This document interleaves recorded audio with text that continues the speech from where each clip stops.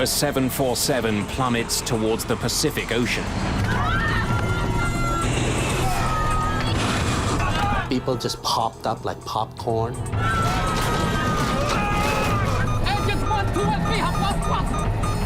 This airplane is totally out of control. It is going to crash. In 2 minutes, China Airlines Flight 006 drops 10 kilometers through the clouds. Airspeed 270, 280, 290. The plane begins to tear itself apart as it spirals towards the sea. And I closed my eye. I thought I was gone. Altitude 15,000 feet, 12,000 feet, 10,000 feet. Emergency, emergency.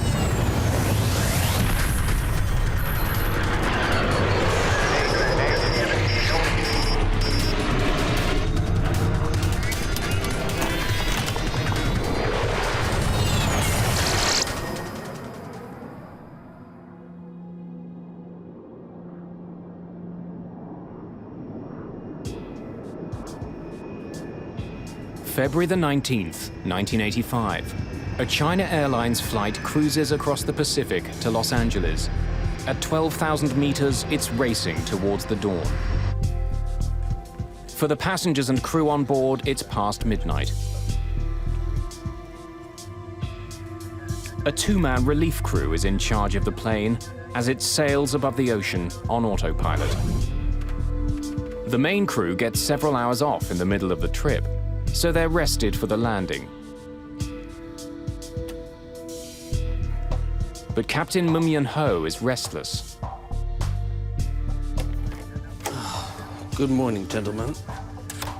Even though he's not officially on duty yet, Captain Ho returns to the cockpit. Thought I'd keep you company. The captain isn't the only one up. Best friends Sexan Canyo and Alex Knoll have something to celebrate. I feel like I'm in first class. It's Sexan's 30th birthday. I have the longest birthday because I just gained my 12 hours back. And we've been drinking champagne, celebrating 41,000 feet in the air. You know, not too many people get to do that.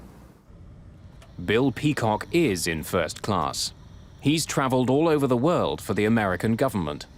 There was nothing special. It was a routine commercial flight. I had a very nice first-class seat, sat there and read some books, went to sleep.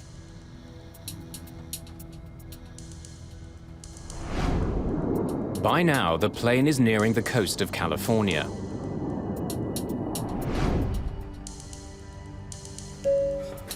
Good morning, ladies and gentlemen. We will shortly be serving you breakfast. For those of you who wish to adjust your watches, the local time in Los Angeles is now 7 a.m. Sleep well? Very well, sir. Thank you. Good morning, Captain. After their 5-hour break, the flight crew is reunited in the cockpit. Soon after, the plane runs into some stiff winds. Ladies and gentlemen, this is your captain speaking. We're experiencing some light air turbulence. Please fasten your seatbelt. The autopilot is set to keep the plane flying at 470 kilometers an hour. But with the wind blowing hard, it's increasingly difficult to maintain the speed. For the crew, the bumpy ride suddenly gets more worrying. Engine 4 is giving us weak thrust. There's a problem with one of the engines. The flight engineer throttles up the engine, but it doesn't respond. We're losing speed. Back in economy, Sexan Canyo has also noticed something. You notice the light in that wing isn't flashing anymore. So what? I thought there was some light blinking at the tip of the wing. Looked like a cone. But when I look back this time, I didn't see no cone. Oh, the light in that wing's still flashing. I think you had a few, buddy. Have a seat. In the cockpit, the strange situation suddenly gets much worse. Engine 4 flamed out. The fourth engine stops working completely. Take a look at engine out procedures. Work out a 3-engine cruise altitude. Yes, The Captain. problem with the fourth engine isn't a complete surprise. At the pre-flight briefing, Captain Ho was told that a repair crew had worked on engine 4 before the flight. Perhaps the engine still wasn't working properly. We had a snag advisor on engine 4 before we took off. Yes, sir. Maybe that's it. Without the fourth engine, the plane continues to slow down. Airspeed 240. Call Auckland Center and request a lower altitude. Auckland Center. Dynasty 006, requesting new altitude. Dynasty 006, stand by.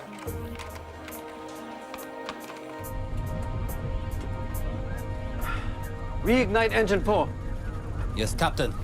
At this altitude, there isn't much oxygen, so the chances of a successful relight are slim.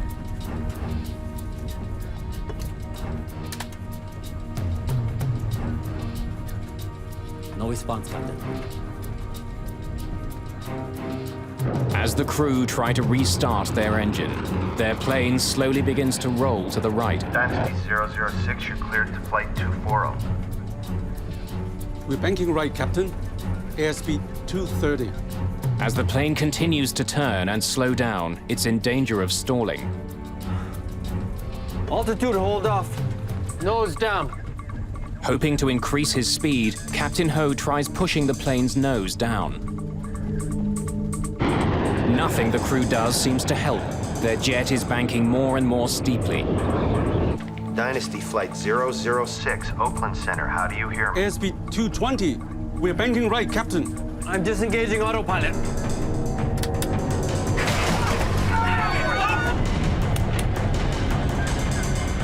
For the first time, Captain Ho takes manual control of the plane.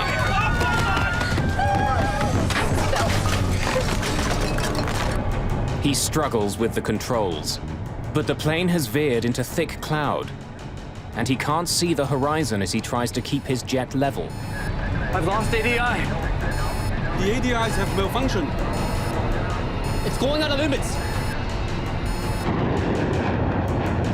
Just minutes after their fourth engine stopped working, the China Airlines flight suddenly stalls and begins falling from the sky.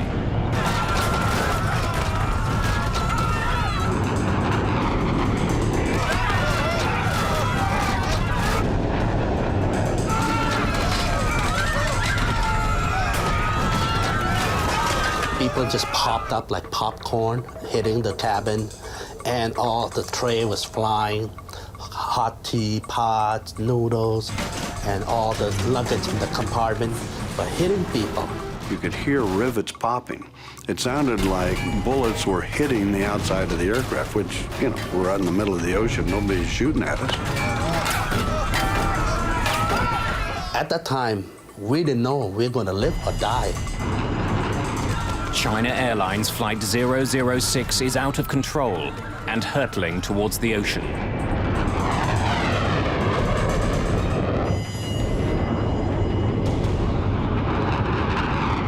A China Airlines jet is tumbling out of the sky.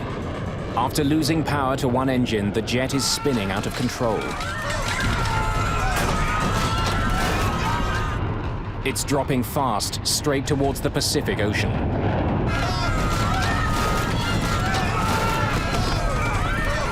You can see the stewardesses, all these people who didn't have their seatbelt on, they were flying.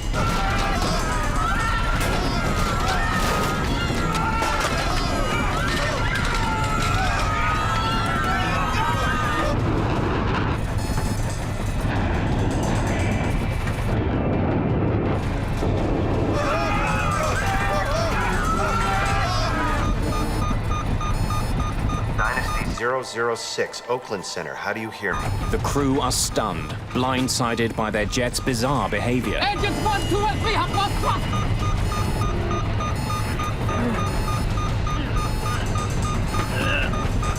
response, Captain!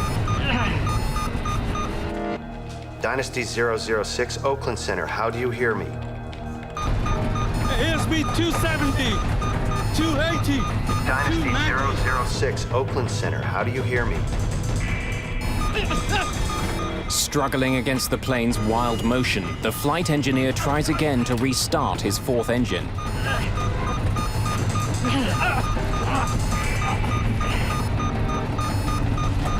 Ignition negative! The G-forces are so powerful that the flight engineer is pinned to the control pedestal. Dynasty 006, Oakland Center, do you copy? You need to see this. In Oakland, air traffic control spots the plane's sudden descent. In a matter of seconds, the plane falls almost 3,000 meters. Up to 370, 360, 350. In the cabin, the G-forces are punishing.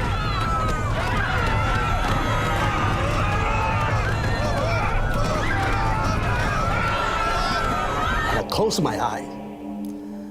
I thought I was gone. I thought the plane just blew up in the midair. The plane is about to exceed its maximum speed. Approaching VMO. Tumbling madly through the clouds, the 747 finally starts to pull out of its nosedive. As the plane rights itself, the G-forces change direction. The passengers are pressed to the floor, feeling 5 times their normal weight. I remember looking over at this dignified, older Chinese gentleman who was sitting across the aisle from me, and his face was being contorted like this, like he was lying on his side in a wax museum in a fire. I mean, his face was just all contorted. As the crew struggles to regain control of the plane, it begins to slow down. Airspeed 180 knots and falling. Dynasty 006, Oakland Center, how do you read me? Airspeed 140 knots and falling. The jet is still dropping, but not as fast. This could be the crew's chance to regain control. I knew we were really in trouble because G-forces, instead of being horizontal, started moving around to the vertical. So we were being pushed down into our seats instead of sideways. As their speed continues to fall, the flight engineer reaches desperately for the engine throttles. Airspeed 80 knots and falling. But the engines don't respond. No response. The engines are flamed out. After tumbling 3,000 meters in 30 seconds, the jumbo jet plunges again into another free fall.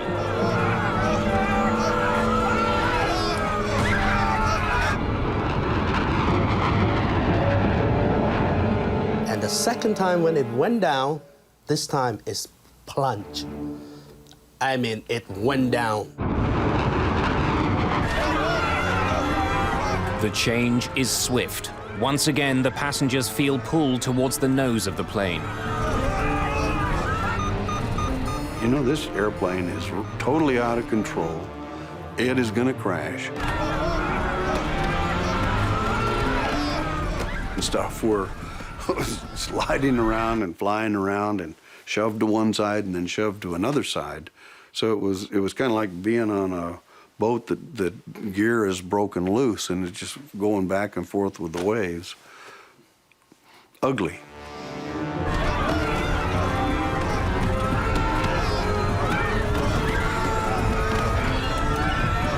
My stomach was up to my throat.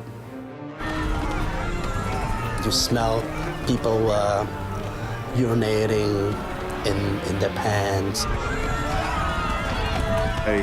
I really made peace with the Lord. And I said, to myself, I said, I've really had a wonderful life. If this is the end, I'm ready to do it. Up to 250. Airspeed 290. As the plane spins towards the ocean, the airspeed increases rapidly.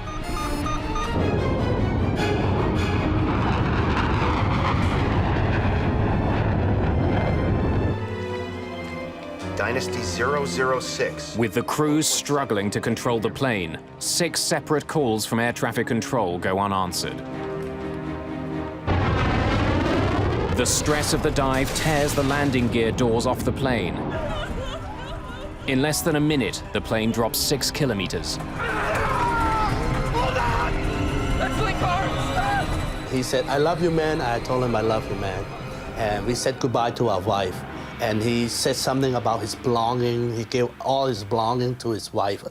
And that's when we just start pushing our chair back together. Altitude, 15,000 feet. With no visible horizon line, Captain Ho doesn't know which way is up. We pass BMO. Without a reference, he can't stop the plane from spinning. Emergency, emergency.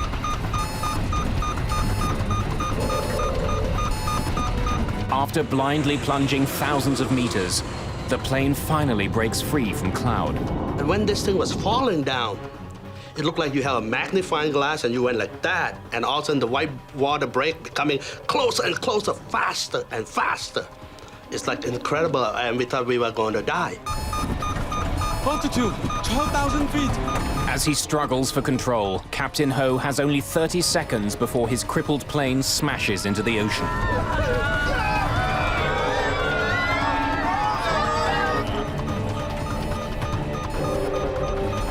I can see the horizon. Altitude, 10,000 feet. For the first time since beginning his harrowing descent, the captain can now use the horizon line as a reference in leveling the plane. As he tries to pull the plane out of its dive, the passengers pay the price. Their bodies are forced into their seats, battered by another dramatic change in direction. You know, the G-force was so strong, and I weighed 200 pounds, so my weight was almost 1,200 pounds. It's a race against time, and the plane starts to win. ADI is coming back. As the plane finally begins to level, the attitude indicators return to normal. ADI's coming in. More importantly, as mysteriously as the incident began, 3 of the plane's engines regain power. Engines 1, 2, and 3 are coming back. Engine 4 still negative. Reignite engine 4. Yes, Captain.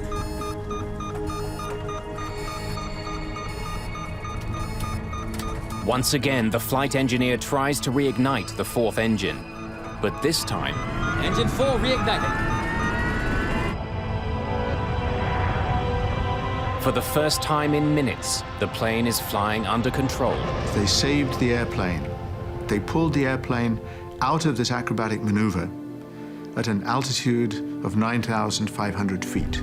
They popped out of the clouds at 11,000 feet, and they had the airplane in stable level flight by 9,500 feet.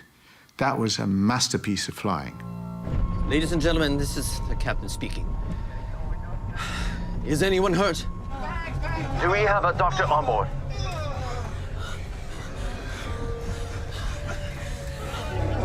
There's a gentleman sitting behind me, all splattered with blood from hitting the compartment.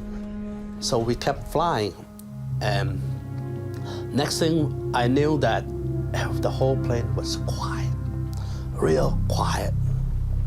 Nobody talked very much. If they talk, we're whispering because we don't know, we still don't know we're gonna live or die. Dynasty 006 fell off my screen, but she's back now. A new controller, Brian Campbell, has taken over control of Dynasty 006. Dynasty 006, Oakland Center, do you hear me? Can you fly the plane? 006, we are flamed out. We are... Emergency. We are 9,000. 9,000. Roger, roger. We have radar contact. Oakland Center, Dynasty 006, we can control the aircraft. Roger, roger. Less than 10 minutes after the start of their problems, everything seems normal again. Request radar vectors to return to course. There really is nothing I can do to assist. He's the pilot, he's flying the airplane. I'm going to give him a safe altitude to descend to. I'm giving him a destination. It appeared to me that he was well in control of his aircraft. Dynasty 006, Oakland Center. Are you declaring an emergency? Do you want to divert to San Francisco? Negative, Oakland Center. Condition normal now. We will continue to Los Angeles. Dynasty Air traffic control clears the plane to climb to 10,500 meters. But a new problem soon arises. Roger, Oakland Center. Captain, our landing gear is down and wrong.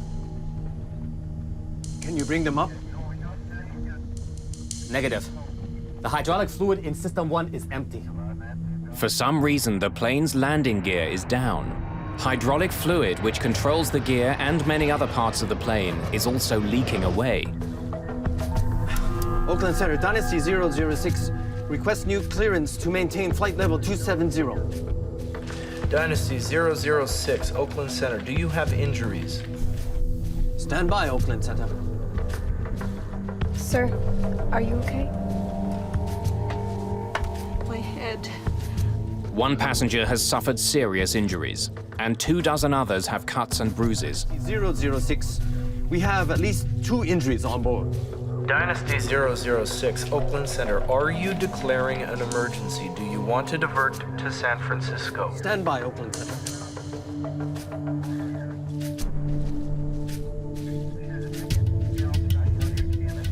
Oakland Center, Dynasty 006. We're declaring an emergency. We request a direct route To San Francisco. Well, they cleared all the other airplanes out of the way. They gave him clear runway, so nobody was waiting. Didn't have to wait for anybody else. He went straight in for a landing. Dynasty 006, Oakland Center. You are now cleared. You are free to descend at pilot's discretion. Captain Ho not only has injuries on board, the plane itself has been severely damaged. His rear elevators, which help control the altitude of the plane, don't seem to be working. Without them, landing his jet safely will be extremely difficult. The problem is, it's a very big airplane and it responds very, very slowly, and you just might not do it before you run out of air. You might hit the ocean. What you need is a very cool head. Captain Ho must now land using varying amounts of engine thrust. After pulling the plane out of its terrifying dive, if he makes one mistake, Flight 006 could still end in disaster.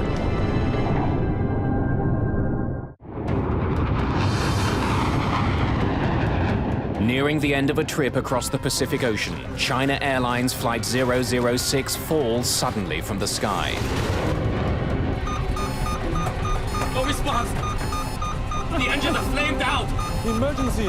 Emergency! After a terrifying plunge, the crew manages to wrestle the plane level again. But the jet is badly crippled. The elevators aren't working. Without them, Captain Ho has to land mostly by reducing power to his engines. It's a controlled fall towards the runway. As we came in, we flew over the house in Atherton where I had lived, where my kids had been born. And I looked down and said, boy, this is fitting. If we don't make it down, or if this plane explodes on landing because it's been so badly torqued and ruptured, you know, at least I got to see that.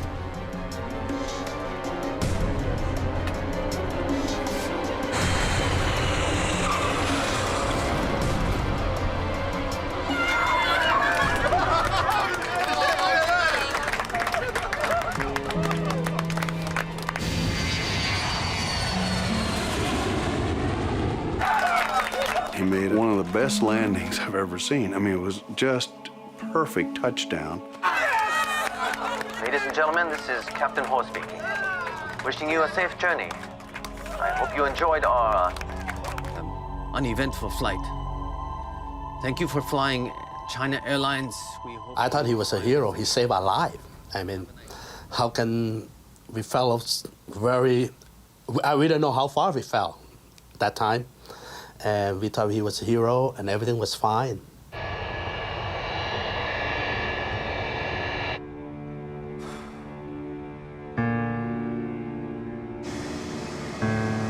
On the ground, the full extent of the damage to the plane can be seen. I saw this enormous piece of extremely complicated machinery that is much larger than most buildings, sitting there on the tarmac with bits ripped off it. Parts of the entire tailplane at the end were ripped off, as though a tornado had come through or a crane had been in and ripped pieces out of it. It was a very sobering experience. It's clear why the crew had such a hard time landing the plane. Enormous chunks of the tail are missing, either torn off by the stress of the dive or crushed when the landing gear doors broke loose.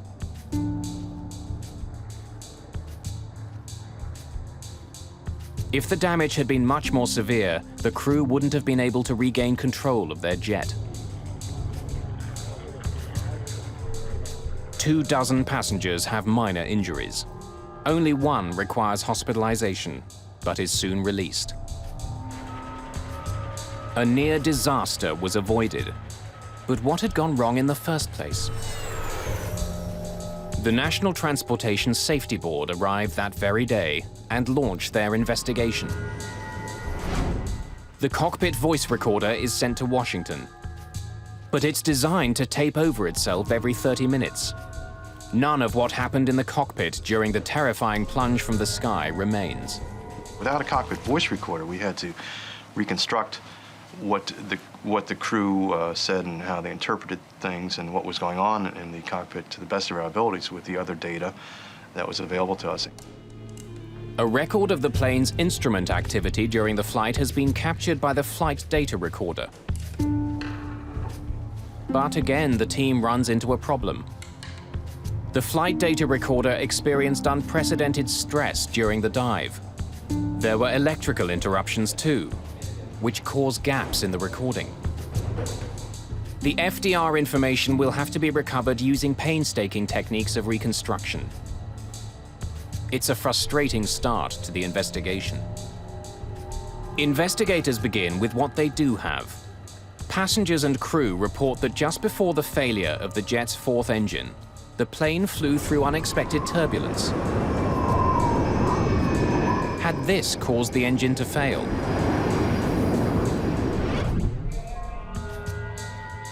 Satellite weather maps revealed that there was indeed heavy air turbulence over the Pacific. But it wasn't severe enough to cause engine failure. The jet's 4 engines are tested and studied. Even after the horrific dive through the sky, they're found to be in working order. However, given the previous history of problems with Engine 4, it receives particular scrutiny. They had an anomaly with one of the engines. They believed that the engine had flamed out or that there was something seriously wrong with the engine. The wear on a small throttle valve trimmer is measured. It's worn down by only 4/1000th of an inch, but that's enough to restrict the fuel flow to Engine 4. Engine 4 is giving us good thrust. Investigators determined that at 12,000 meters, Engine 4 did indeed deliver weaker than normal thrust. It's known as a hung engine. The aircraft logbook reveals that Engine 4 had been written up on 2 previous occasions just the week before. Perhaps the engine wasn't properly fixed, which led to the China Airlines mishap. The NTSB decided to dig deeper into the history of maintenance on Engine 4. We had a snag advisor on Engine 4 before we took off. Yes, sir. Maybe that's it. But after weeks of investigation, the NTSB concludes that the engine didn't need to be replaced. All the repairs were done according to the book. A faulty engine was not the cause of the accident. And even with the loss of one engine, the plane shouldn't have been in immediate danger. Engine 4 flamed out. A 747 is designed to fly on only 3 engines. The loss of thrust on a 4-engine airplane is a minor event. It's an event, you have to take care of it, but the airplane is easily retrimmed and the airplane will fly on 3 engines with no difficulty. We're banking right, Captain. Airspeed 230. The airplane is perfectly capable of flying. It's not as efficient because it's got this big, round, drag-producing device out there, not producing any thrust. But given that it's not going to get quite so many miles per gallon, otherwise it's perfectly flyable. Take a look at engine out procedures. Work out a 3-engine cruise altitude. Yes, Captain. There are standard procedures to follow in the case of an engine failure, but the crew of the China Airlines flight hadn't followed them. They tried to reignite the engine immediately instead of descending. Reignite engine 4. Yes, Captain.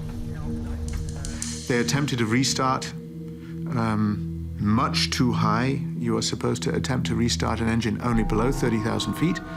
They were at 41,000.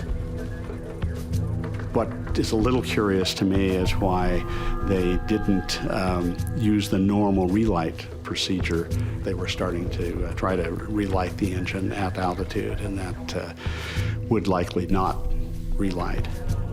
No response, Captain. It's a mistake, but it shouldn't have led to the plane spiraling out of control. So how had a manageable problem turned into a near disaster? I've lost ADI. The ADIs have malfunctioned. It's going out of limits. To get more information on what was happening in the cockpit, investigators interview the flight crew. I heard the captain report the ADI was lost. And then I saw the standby ADI was also going out of limits.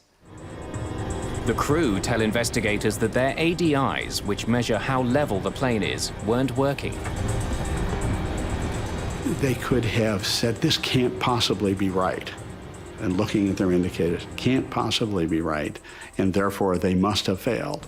The attitude indicator had indicated a position so implausible that it looked like it had to be a failed instrument. This couldn't be what the plane was really doing. But in fact, when the ADIs are studied by the NTSB, they're all found to be perfectly normal. When we started banking right, engine 4 was already flamed out. We started to descend faster, and engines 1, 2, and 3 also failed. Engines 1, 2, and 3 have lost thrust! NTSB investigators are even more confused when the crew tells them that all of their engines had failed. No response, Captain! With the exception of engine 4, the flight data recorder indicates that the other 3 engines were working the entire flight. Ignition negative! If the engines had all failed, there would have been a host of other problems, such as cabin depressurization, but that didn't happen. Engines 1, 2, and 3 are coming back. Finally, when we descended lower in altitude, 1, 2, and 3 came back, and we were able to reignite engine number 4. Engine 4 reignited. At the end of the dive, the crew had the plane under full power. It was a remarkable recovery. But to investigators, it's a puzzle. The story the crew is telling doesn't match up with the evidence they've uncovered.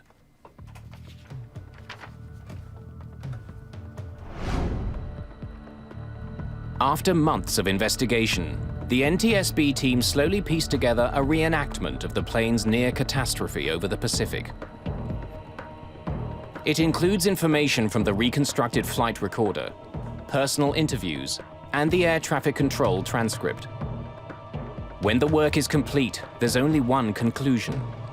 Apart from a problem with a small valve, there was nothing wrong with the 747 before it plunged from the sky. In fact, it was the crew that made a series of fateful decisions that almost crashed the plane.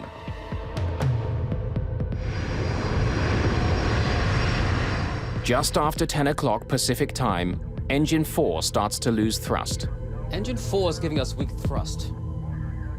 The flight engineer struggles to fix the problem. But investigators discover that he doesn't take one of the most basic steps he should have. He leaves the engine's bleed air valve on. The bleed air valve takes air generated by the engine to help cool the plane. When an engine isn't working properly, the valve is supposed to be closed, so the engine can use all available air to restart. It's a little puzzling that the flight engineer didn't shut off bleed air. And in my mind, the most likely reason for it is that he didn't expect to be told to restart the engine at 41,000 feet. And so when the captain instructed him to try some restarts, he just kind of wasn't ready with his checklist. He was doing something out of order. And that's why it didn't occur to him to shut down the bleed air. The end result is that the engine, which is slow to start, won't start at all. Unwittingly, the flight engineer has started a ticking clock. Engine 4 is slowly losing its ability to stay lit. We're losing speed. With more engine power on the left wing than the right, the China Airlines flight begins turning. In order to keep it from turning to the right, the proper thing to do would have been to step on the rudder. That would have produced a twisting force, so to speak, that would have overcome the imbalance of the engines. But instead of adjusting the rudder himself, Captain Ho continues to let the autopilot fly the jet. The autopilot is designed not to move the rudder. The autopilot can adjust the ailerons and spoilers on the plane's wings, but these flaps aren't strong enough to overcome the imbalance that the plane is experiencing. Without the help of the rudder, the plane's turn becomes steeper and steeper. Now, it's possible that he'd forgotten that the autopilot didn't use the rudder. He may have been assuming all along that the autopilot was just flying the airplane the way a human being would have, which it wasn't. Engine 4 flamed out. Investigators discover that after losing power to his fourth engine, Captain Ho continues to leave the autopilot on. He doesn't take complete control of the plane. He doesn't adjust the plane's rudder with his left foot. Airspeed 240. He didn't use the rudder to compensate for the lack of thrust on the right outboard engine. The airplane started to lose speed, and one thing led to another, and in the end, it was really that little error of airmanship, the failure to step on that left rudder pedal, that triggered everything else. Reignite engine 4. Yes, Captain. Rather than taking control of flying the plane, Captain Ho's attention seems to be focused on his engine problem, something that his flight engineer could handle on his own. No response, Captain. It's really critical that attention be paid to flying the airplane. But it's happened over and over again in aviation that the crew gets focused on a problem with a system, in this case an engine, but it could have been a light bulb, it could have been any other malfunction. And if everybody's focused on that and nobody is flying, then they're not prepared for what's happening to the airplane. The plane enters a critical moment. It's about to flip on its side and enter a nosedive. The NTSB believes that the captain was concentrating on his airspeed indicator, but seemingly fails to notice the instrument directly beside it, his attitude indicator. This instrument would have warned him that his plane was starting to roll alarmingly to the right. They concentrated on one part of the phenomenon and lost the full picture. And as they lost the full picture, they lost apparently a very important part of any instrument flying, which is the scan. You look at all of the primary instruments, one after the other, and whatever is going on, you look at them all constantly. During the plane's nosedive, it flies through thick cloud. With no visual horizon as a reference, the flight crew must trust their instruments to level the plane. I've lost ADI. Instead, what investigators believe happened is that the crew became spatially disoriented. They decided that their instruments were failing. They simply didn't believe what they were seeing, and they thought they had lost their attitude instruments. They hadn't lost their attitude instruments. The airplane was, in fact, embarking on an aerobatic maneuver. The most probable reason for all three crew members believing something so unlikely as that all attitude indicators could malfunction in the same way at the same time is that the way in which they malfunctioned was so unexpected and strange that it didn't seem to correspond to any possible thing that the airplane could be doing. The airplane had in fact rolled over on its back and gone into a vertical dive, and that's something that Boeing 747s don't typically do. As the plane begins tumbling towards the ocean, another critical lapse in judgment occurs. The standby ADI was also going out of limits. I tried to restart. During interviews, the flight engineer told the NTSB that all 3 of the plane's working engines failed. We started to descend faster, and engines 1, 2, and 3 also failed. But the flight data recorder shows that, in fact, they were still working. In the heat of the crisis, the engineer had made an enormous mistake. Engines 1, 2, and 3 have lost thrust. The investigation reveals that as the plane fell, the thrust in each engine was indeed reduced dramatically. But the cause wasn't engine trouble. The engine throttles had been lowered to idle in an attempt to slow the furious fall of the jet. It was something the engineer missed in the chaos of the dive. You can understand why the flight engineer might have been confused about this situation if he had not seen the captain pull the power to idle on the engines. He would reasonably assume that the fact that they went to idle was a problem rather than intentional. Investigators also believe that they know why the engines didn't give the crew more power when the engineer tried to throttle them up. The cold temperatures at 9,000 meters would stop them from responding quickly. No response, Captain! But in the heat of the moment, the engineer could have taken their slow response as another indication that they failed. The NTSB discovers that indeed gauges in the generator panel behind the engineer showed that the 3 engines were still firing. Ignition negative! But the gravitational force became so powerful, the engineer couldn't look back.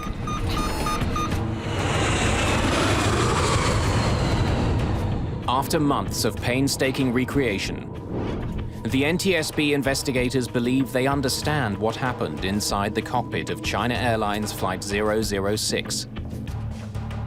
But what they don't understand is why. The crew's medical records are examined. Was there something wrong with the captain that might explain the bizarre behavior? Nothing turns up. You know, it wasn't just the 3 Stooges who, won a trip on a 747 or something. It was a trained crew, highly experienced, thousands of hours. How could an experienced crew make so many fundamental mistakes? The investigators find the answers in the hours before the incident. What they uncover is a potential danger that affects pilots around the world.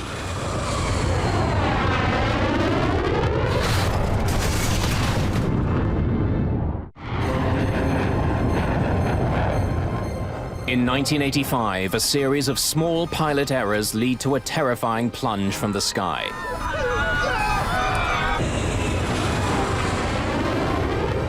Spinning wildly out of control, a China Airlines flight tumbled 10 kilometers towards the Pacific Ocean. By the time the crew regained control, the plane was badly damaged. Amazingly, everyone on board survived. Investigators have uncovered a series of mistakes which nearly led to the death of everyone on board China Airlines Flight 006. But how could an experienced, well-trained and healthy crew make so many mistakes? The NTSB team decides to examine all of the factors affecting human behavior, including a new field of research. For the first time, as far as I know, in a report, the circadian rhythms, the biorhythms, the day and night functioning of the body was seriously taken into account as a possible explanation of why an extremely experienced Boeing 747 captain didn't notice things that to other pilots might have seemed obvious, such as the fact that his airplane was busy flipping on his back when he was attempting to deal with an engine problem.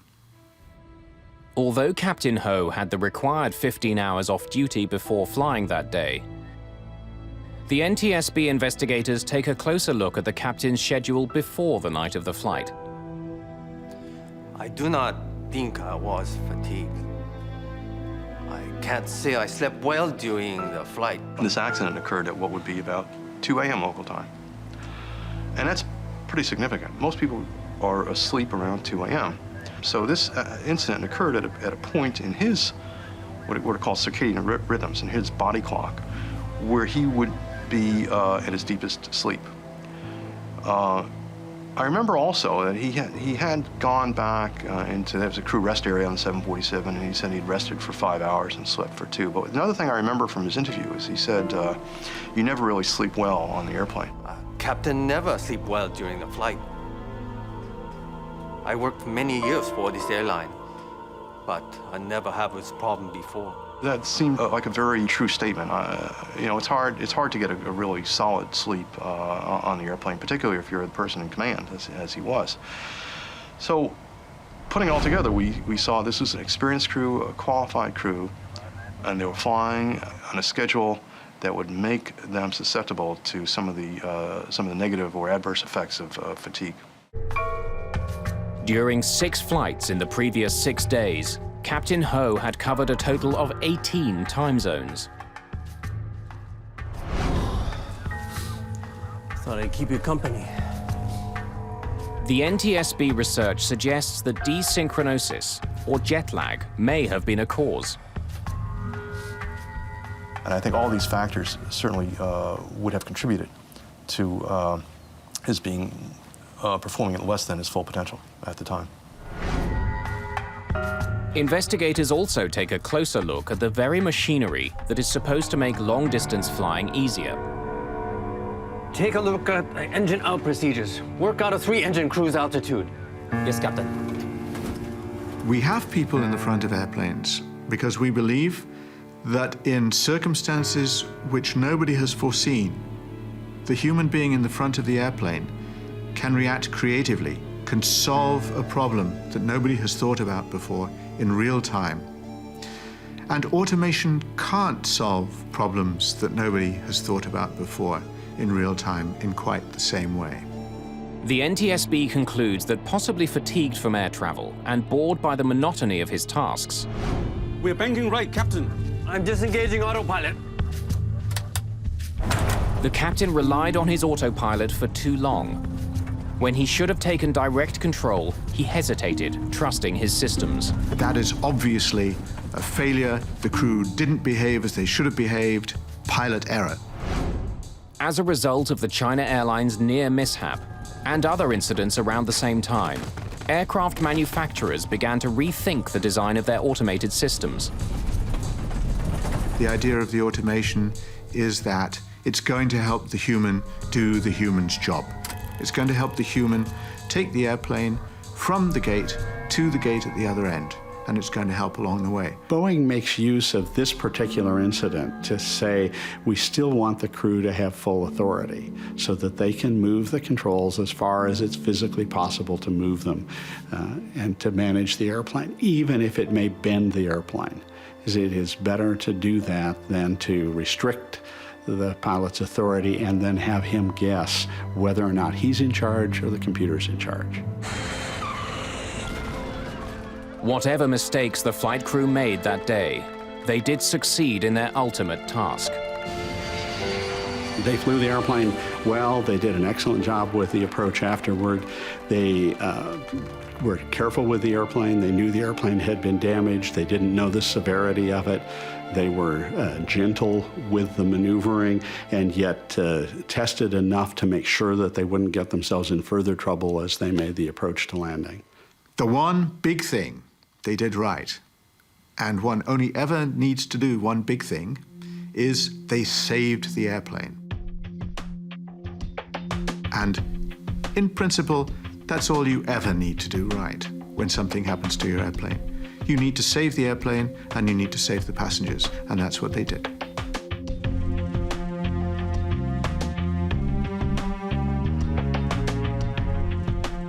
How can you forget something like that? That I survived through that. So it's hard for me to forget that I was lucky and it wasn't my time yet. The pilot saved our lives. He got us into it, but he got us out of it.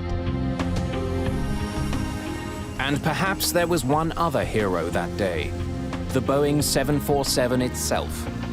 It was put through maneuvers and stresses that far outweighed its known limits. And yet, despite it all, the aircraft survived and landed safely.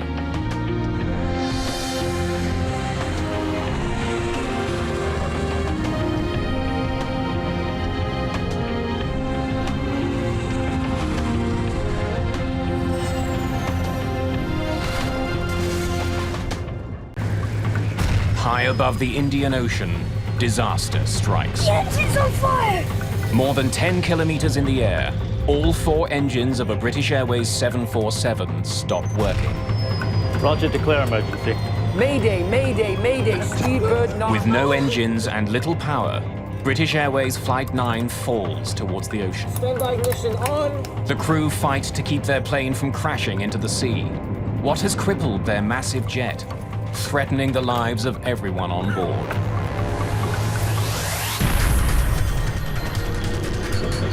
Mayday, mayday.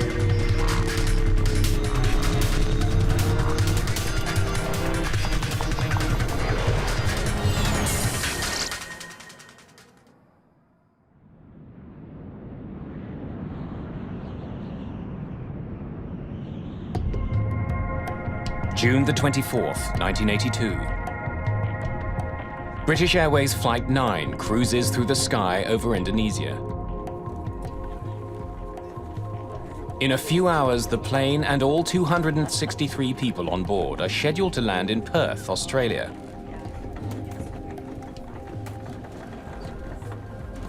Phyllis Welch and her daughter are seated in cabin E at the very back of the enormous jet. How's that heroine of yours, Fanny Price, faring? Oh, she's having a tough old time at Mansfield Park. It's a good place for me to spend a few hours. Wouldn't mind being there myself. It's all right, Mum, we'll get there. We had already traversed at least 2 time zones. We were very tired. We had flown through Bombay, through Kuala Lumpur, hadn't been able to get much sleep, if any, and it was a dark, dark, pitch-black night. Ahead of Betty and Phyllis, Charles Capewell is returning home to Perth, Australia, with his 2 boys, Chaz and Stephen. Right, settle down, lads. Come on. It's time for a nap. Get back to your seat. No. What, do you want to sleep here? All right.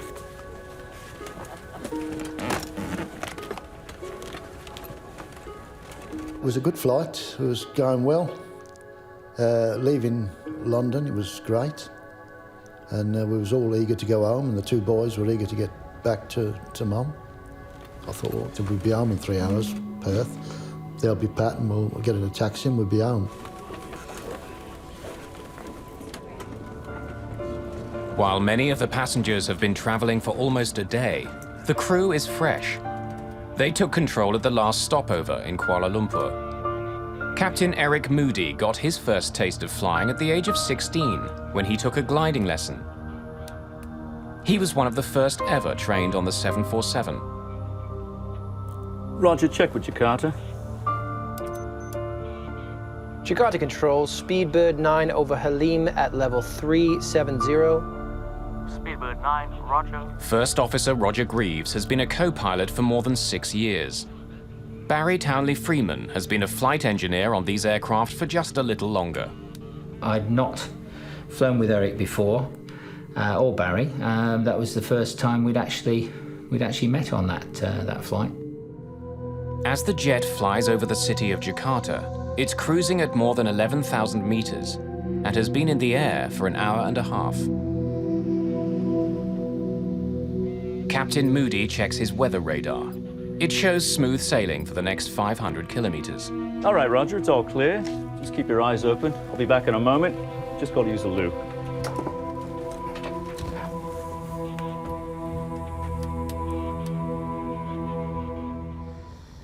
Back in the cabin, many of the passengers have fallen asleep.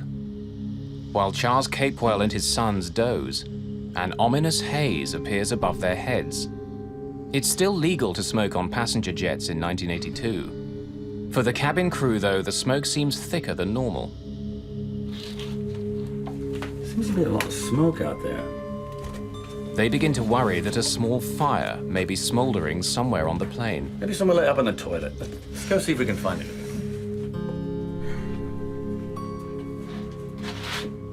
A fire at 11,000 meters is a terrifying prospect. If there is a blaze somewhere, the crew must find it immediately.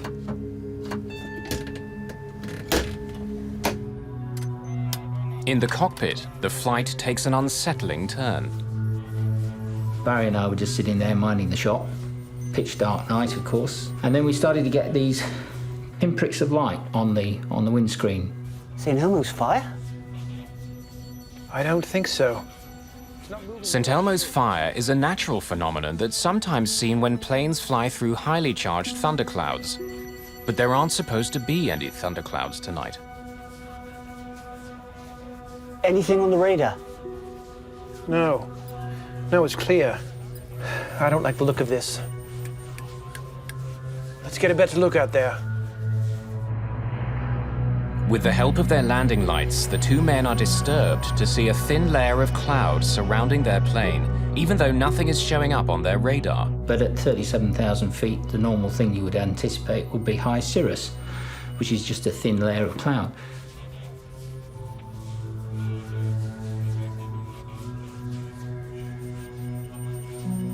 I think we better get the captain back up here.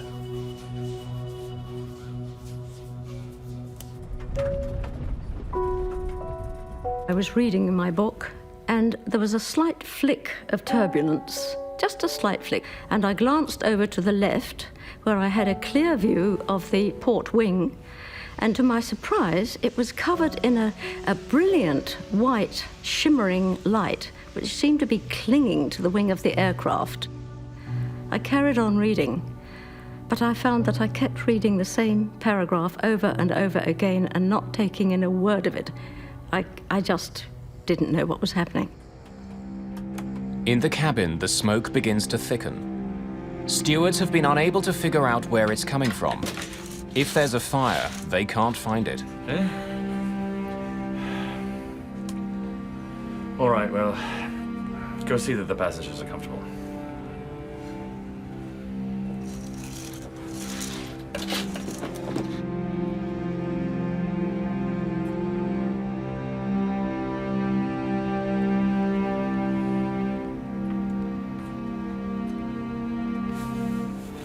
Smell anything odd, Mum? Seems rather smoky in here. I noticed that thick smoke was pouring into the cabin through the vents above the windows. And that was a very sobering sight. Turkish cigarettes.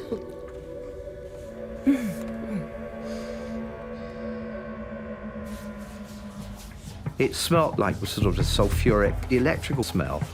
And I went on that flight deck expecting to hear that we had some electrical smoke somewhere on the aircraft. But nothing was further from the truth. When did it start? Or just after you stepped out? Anything on radar? No, it's clear, not a cloud. Oh my lord, look at engine 4! It's lit up somehow. Captain, have a look at number 1. It's the same on my side. None of the crew have ever seen anything like this before. But the light show is just the beginning. Their bizarre flight is about to take a terrifying turn for the worse.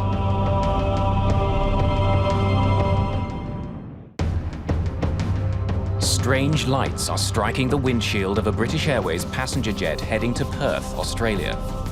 At the same time, the plane's engines are lit by a brilliant white glow. Look at engine 4! It's lit up somehow. This light show, if you like, had become more intense. In fact, we ended up sitting there with 2 sheets of brilliant white light in front of us in place of the windscreens. Inside the cabin, smoke has been growing thicker. Chief Steward Graham Skinner has been organizing an intense but quiet search for fire.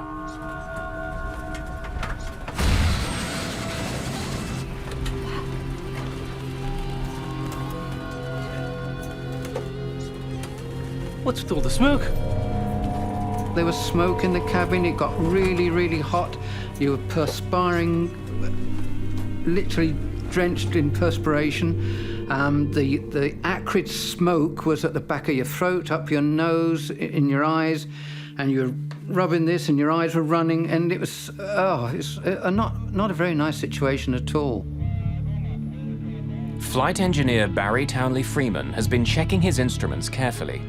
He's smelled the smoke, but so far has no indication that there's a fire in any of the plane's systems.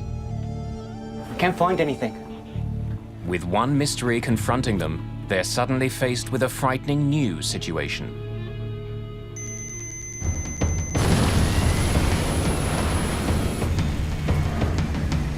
Dad! The engine's on fire!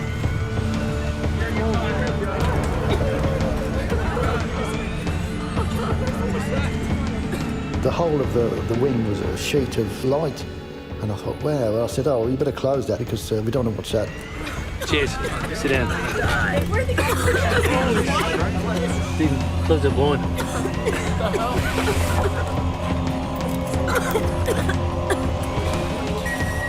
Then I realised that, you know, something was dramatically wrong. There were huge flames coming out of the back of the engines, 20, some people said 40 feet long.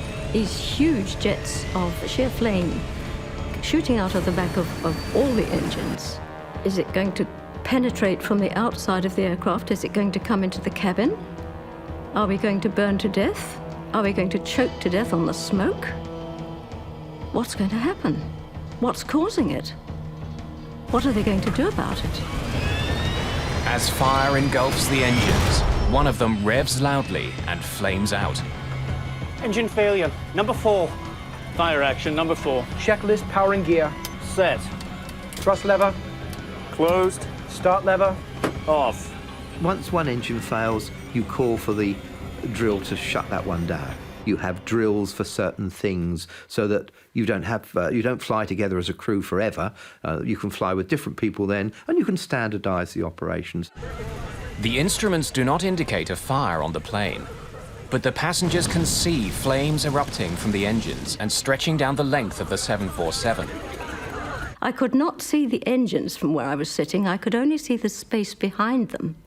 But there was enough glow in that space to convince me that the aircraft was really seriously on fire. We were in trouble. They knew, as long as they were, they knew we were in bad trouble. And they sort of just looked at me as if to say, well, what are we doing now, Dad?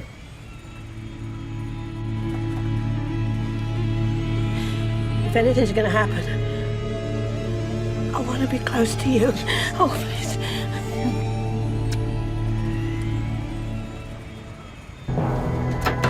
The cabin crew begins storing anything that's loose. They don't want dishes or bottles flying around the cabin if the plane begins to dive.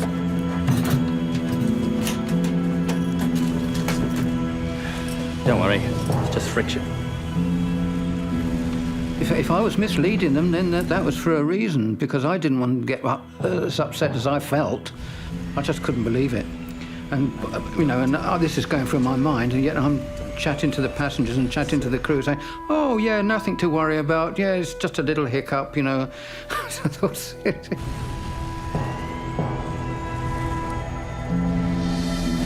The 747 is more than 10 kilometers above the ocean. Its engines appear to be burning, and peculiar smoke continues to fill the cabin. And then, the unthinkable happens. Number 2 engine's gone. All right then, begin the engine shutdown. No, wait! We've all gone. All 4 engines have failed.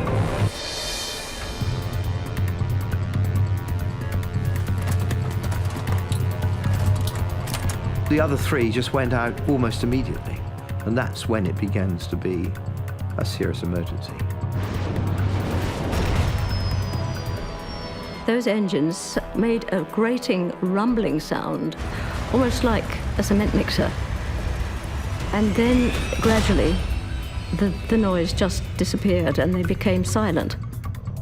A minute and a half, we've gone from 4 engines running normally to having none. The 747 has plenty of fuel, yet somehow all 4 of the jet's engines have completely stopped working. Roger, declare emergency. Mayday, Mayday, Mayday, Speedbird 9. We have lost all 4 engines out of 370. Mayday, Mayday, Mayday, Speedbird 9. We've lost all 4 engines. With no engine power and no idea what has crippled their plane, British Airways Flight 9 begins falling from the sky. Jakarta Control, Speedbird 9, we have lost all 4 engines, now out of 360. First Officer Roger Greaves issues a mayday, but he has trouble getting his message across. Jakarta Control, Speedbird 9, we have lost all 4 engines. Repeat, all 4 engines, now descending through flight level 350. Speedbird 9, you have lost number 4 engine? This idiot doesn't understand. Jakarta Control, Speedbird 9, we have lost all 4 engines. Repeat, all 4 engines, now descending through flight level 350. The air traffic control at Jakarta, unfortunately, seemed to have a slight problem in understanding what we actually were saying.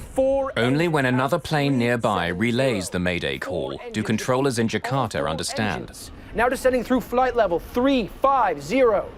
Speedbird 9, all 4 engines out. Understood. As far as the crew knows, no 747 had ever lost power to all of its engines before. The crew has to find out why it's happening now. I think we've cocked something up. We were concerned and worried that we'd done something wrong, to cause the whole thing. All 3 of us felt exactly the same, and it was a personal guilt in the sense of, what have I missed? What have I done wrong? Because this kind of thing doesn't happen. While not built for gliding, even without its engines, a 747 can travel forward 15 kilometers for every kilometer it drops. With no power, Flight 9 has started a long, slow fall. Some 10 kilometers above the ocean, the crew has less than half an hour before they smash into the sea. When they all stop, you go into automatic mode, obviously. We had practiced this drill on the simulator many, many times, and that's very good and all very well, as long as when it happens to you for real, what happens on the aeroplane is mirrored by what happens to you in the simulator, and I'm afraid that wasn't so. In the simulator, when all 4 engines stop, the autopilot turns off. But high above the Indian Ocean, Captain Moody sees that his autopilot is still on. We were all 3 confused and concerned that what was happening to us wasn't what we'd been told would happen to us. All right, begin restart drill.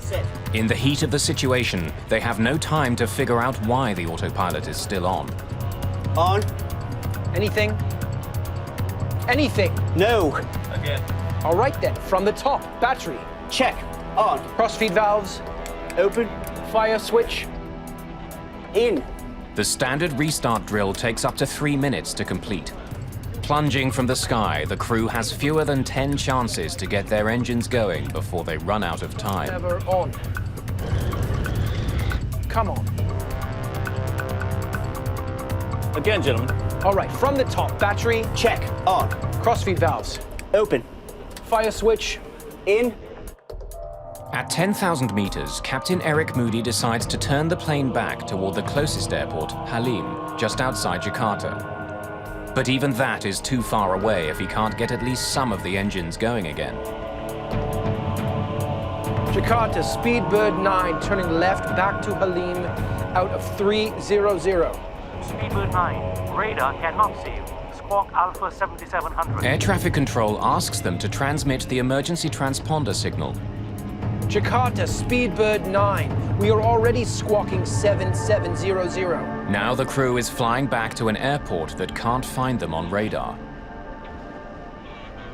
Without the constant rumble of the engines, the cabin is quiet. Some of the passengers feel the plane beginning to descend. But without communication from the cockpit, they can only guess. The quietness was unbelievable, because it was sort of, the aeroplane was no engines, nothing, and it seemed to be eerie, a bit surreal really, because like as if you was suspended in space or something. And all you could feel was this quietness and the whimpering from a few people that were really upset.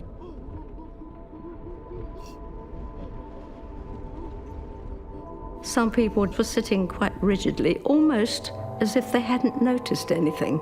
At first it was sheer fear. And then, after a while, it turns to acceptance. You know you're going to die. We knew we were going to die. What's going on? What's the problem? It's just a technical fault. I've been through much worse, let me tell you. Everything will be fine. I think if I'd have sat down and really thought of exactly what was happening, I don't think I would have ever got up again. One steward came up to us and said, "Are you two ladies all right?" And yes, we said, "We're fine," which was an absolute lie, but that's how it was. It seemed absolutely vital not to panic. Captain Moody can't restart the engines unless he can keep the plane flying between 250 and 270 knots. But the airspeed indicators aren't working. Captain, I've got 320 knots on my side. Well, I've got 270. Bloody hell, that's a 50-knot difference. I'll change the speed. Falling from the sky with no engine power, the crew now have no idea how fast they're going. But to have the best chance to restart the engines, Captain Moody has to have the plane flying at the right speed. So from that point onwards, Eric then varied the speed through just about 100-knot range, hoping that at some point or other, coincidental with us putting the fuel into the engines, that we would actually be at the right speed. To change speeds, Captain Moody turns the autopilot off. Then he slowly pulls the nose of the jet up to slow it, and then pushes it down to increase his speed. The upsetting roller coaster movement adds to the panic felt in the cabin. At one time, the aircraft developed a strange motion. It seemed to be climbing steeply and then diving down. That was the sensation we got. And a bucking action that was so violent that we felt it could break the aircraft up in the air. Pressure warning, Captain. We're at 10,000. Pressure warning? That's not supposed to do that.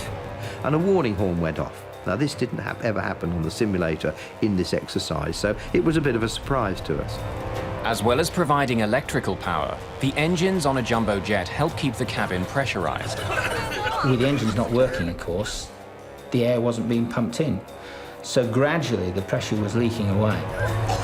With all 4 engines gone, the pressurized air is rapidly seeping out. The thinning level of oxygen makes passengers gasp. The crew reach for their oxygen masks. But First Officer Greaves can't get his mask to work. My oxygen mask, yeah, that was a problem I could have done without. It was stowed above my head, and when I pulled the oxygen mask down, the mask and the tube became separated. The captain must make a difficult choice. If he continues to descend slowly, it will get increasingly difficult for First Officer Greaves to breathe. I said, look, if we get down to 20,000 feet quickly, we can all take our oxygen masks off and we can talk and we're back as a crew again. We had to actually increase the rate of descent to descend to a lower altitude quicker, which in the circumstances was something that we wouldn't really have chosen to do. So then I dived the aeroplane and got rid of about 6,000 feet in a minute. The loss of cabin pressure and the steep dive have another terrifying consequence. The things shot down, they sort of dangled down in front of you. And I looked to see Stephen had got his, and Chaz had pulled his out of the socket. So I made sure that Chaz got his oxygen. I've seen a few movies on planes, and you know, once that happens, you know you're in serious trouble. Come here. Here we go. Breathe normally, Mum, not deep. Breathe calmly. The oxygen masks came down, and we put those to our faces as had been described in the drill, which fortunately we had been observing at the beginning of the flight. But it seemed that the oxygen supply was not working. I'm not getting The cabin crew try to use the public address system to explain what's going on, but it's not working. Chief Steward Graham Skinner makes do with a low-tech backup.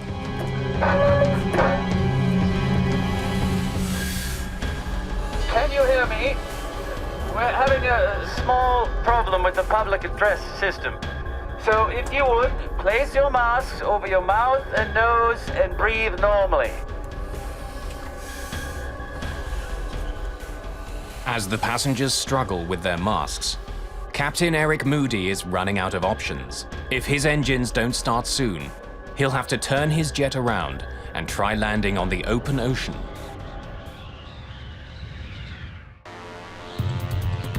High above the Indian Ocean, the seemingly impossible has occurred. All 4 engines on a British Airways 747 have stopped working, and the crew has no idea why. First Officer Roger Greaves manages to fix his broken oxygen mask, but he's still frustrated by engines that won't start. All right, Barry, let's start the restart drill. Ready? Set. Battery. Check. On. Standby power. On. Anything? Come on, anything. No. All right, then, let's do it from the top. Battery. Check. On. First Officer Greaves and Engineer Barry Townley Freeman have actually shortened the standard restart drill. It's giving them more chances to get the engines going, but so far nothing's working. Come on, you old sod. The process that we were going through the whole time was just continuous. We hadn't had any success with the drill at all, despite all the efforts we were putting in. But it was the only thing we had left to cling on to, so that's what we did. From the top again. Battery. Check. On. I have no idea, and I don't think any of us have, how many times we tried to restart those engines. If I say 20, I would think that's too low. If I said 50, I would think that's probably about right. As the plane falls lower and lower, Captain Moody faces a brutal choice. A mountain range cuts across the island of Java between his plane and the airport. He knows he has to be at least 3,500 meters high to clear it. But if his engines don't restart soon, they won't make it.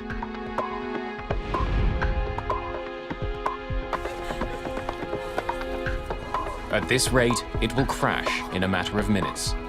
It's just a question of where. Captain Moody decides if the engines don't restart soon, he'll turn back towards the ocean and try landing on the water. All right, are we getting something? It's not starting. I knew it was so difficult to land aeroplanes on the sea, even when you had everything going for you.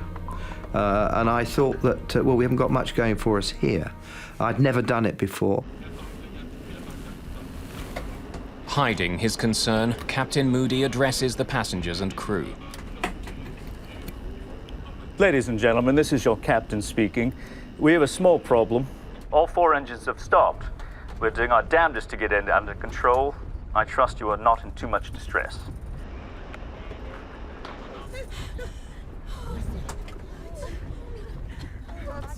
Most of the passengers expect the worst.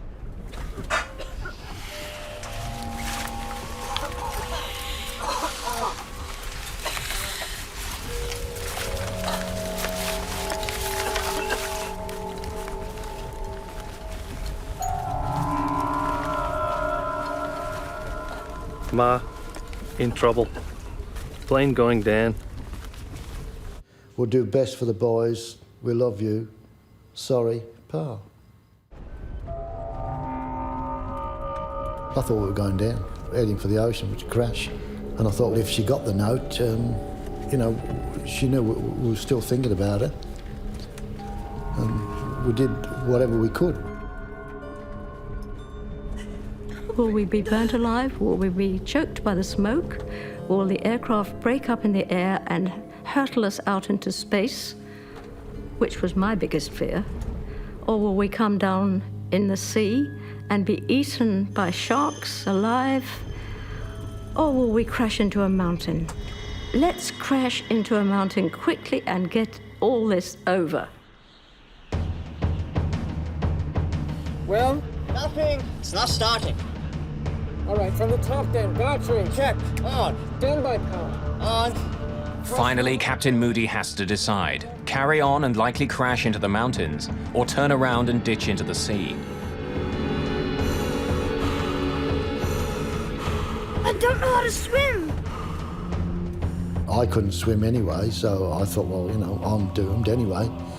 And I just hoped that maybe one of the passengers might help the two boys to make sure that they could stay afloat. Well, anything? No. All right then, from the top again, battery. We had very few chances left of starting the engines before having to turn out to sea again, because we wouldn't have been able to clear the mountains on the south coast of Java.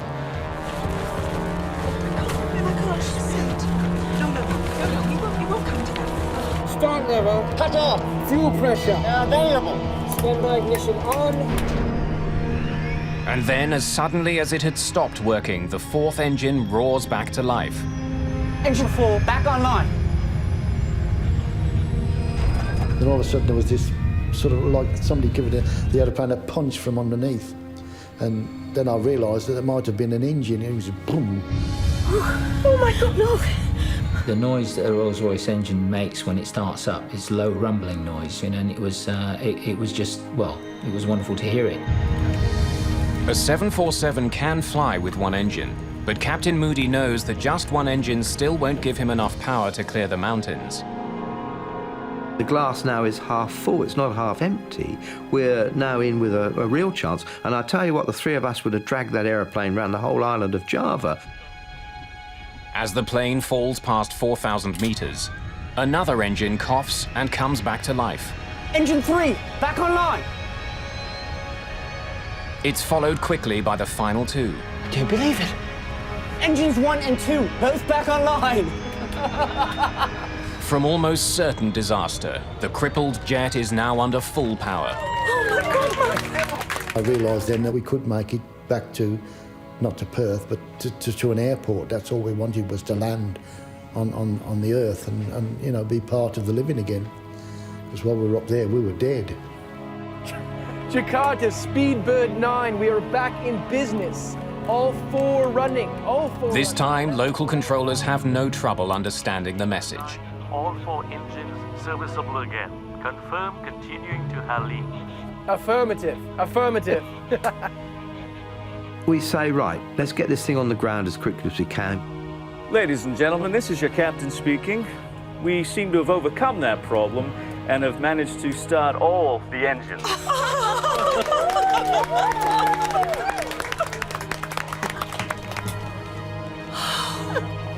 We are diverting to Jakarta and expect to land in about 15 minutes.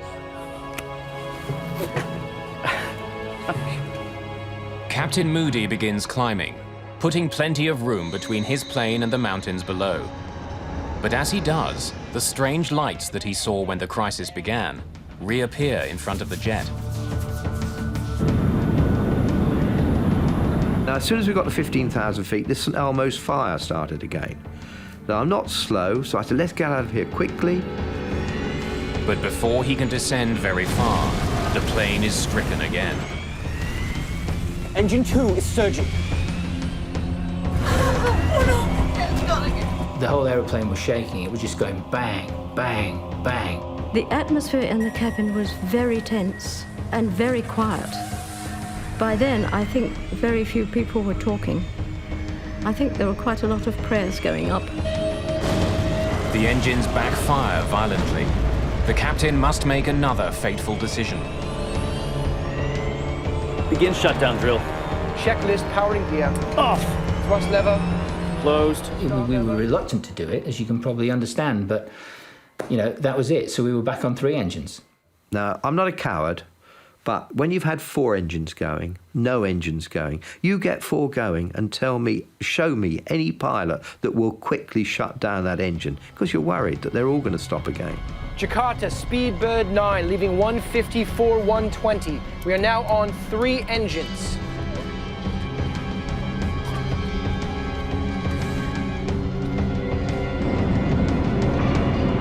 As the plane closes in on the airport, First Officer Greaves thinks the windshield is covered in moisture, making it hard to see through. And I said to Eric, yeah, it's a bit misty out there. So we turned the blowers on to kind of, like demisters on your car to try and clear that. That didn't work. I used the windscreen wipers, and that didn't work. Somehow the glass itself has been badly damaged. For some unknown reason, I looked out the edge of my windscreen, and about a 2-inch strip down the edge on the left-hand side, I could see much more clearly. But I couldn't see anything much out the front. It was getting more and more opaque the nearer and nearer we got to the lights. The crew get a final unwelcome surprise. Equipment on the ground that helps them descend at the proper angle isn't working. Jakarta ATC, be advised, our glide path is unserviceable. The localizer, which gives you the left and right of the runway centerline, that was working, but the glide slope, which gives you the actual profile for the descent, was not working. After all the troubles they've been through, now the crew has to land their plane manually. We then continued with Eric flying the localizer and me calling out the distance and the altitude that he should be at. 300 feet, Captain. So he was then able to adjust his rate of descent to what I was telling him as far as the glide slope was concerned. 200. 150 feet, Captain.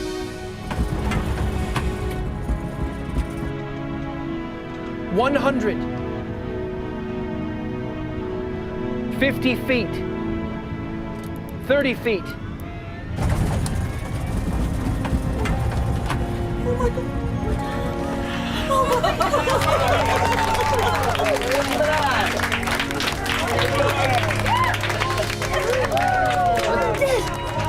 We're on the runway! Reverse.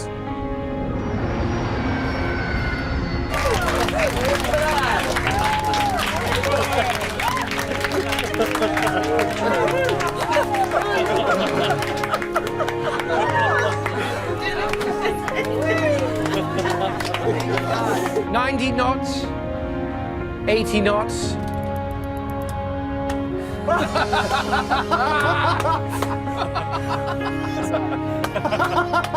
We're down. Could really go for a cold soda.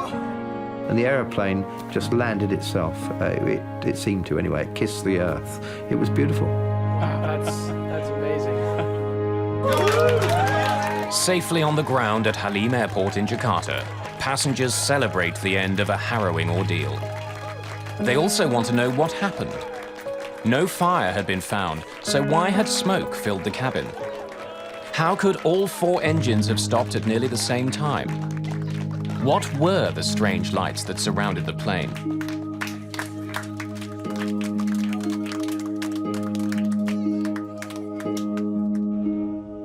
In the cockpit, the flight crew are relieved, but also concerned that they might be at fault. The first thing that we did, having parked the airplane and shut it all down, was to then go through all the paperwork to see if there was possibly anything anywhere in it that might have given us any pre-warning of some sort of phenomenon that caused what happened to us. Every time, because it's going to come back to us. The damage to the 747 is extensive. From the outside, the crew realize that their windshield had been deeply scratched. They see bare metal showing through where the paint has somehow been stripped away, and they still have no idea why any of it happened.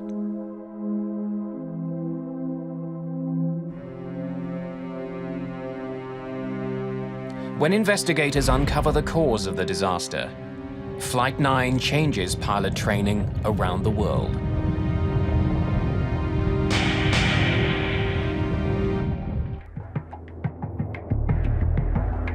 During a calm flight to Australia, all 4 engines of a British Airways 747 suddenly stopped working.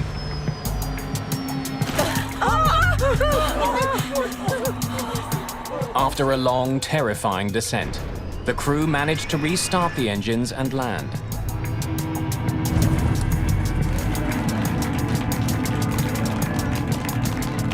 Wow, that's amazing. They spent an excited and largely sleepless night in Jakarta, before returning to Halim Airport to inspect their plane. And we went back the next day to look at it in daylight. The aeroplane had lost its sheen, and in some places it had been sandblasted quite well, and all the decals and the paint had come off. It was very little to see until they stripped the engines down. The engines were manufactured by Rolls-Royce. Their investigation was led by a former engineer, Malcolm Grayburn.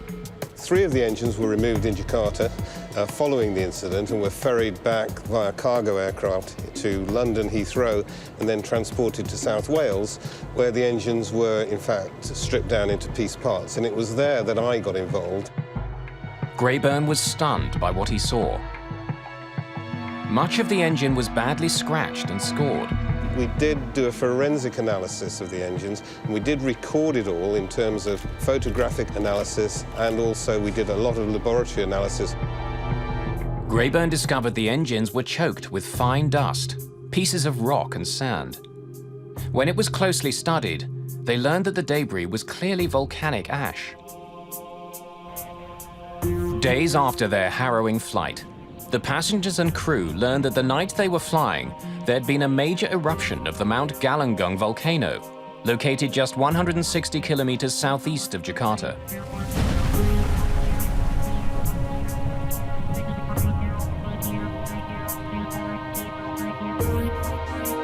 Tom Casadevall is director of the US Geological Survey and has studied the Galunggung volcano. Indonesia is the world's most volcanically active country. It has more than 130 historically active volcanoes, meaning volcanoes which have erupted in the last several thousand years.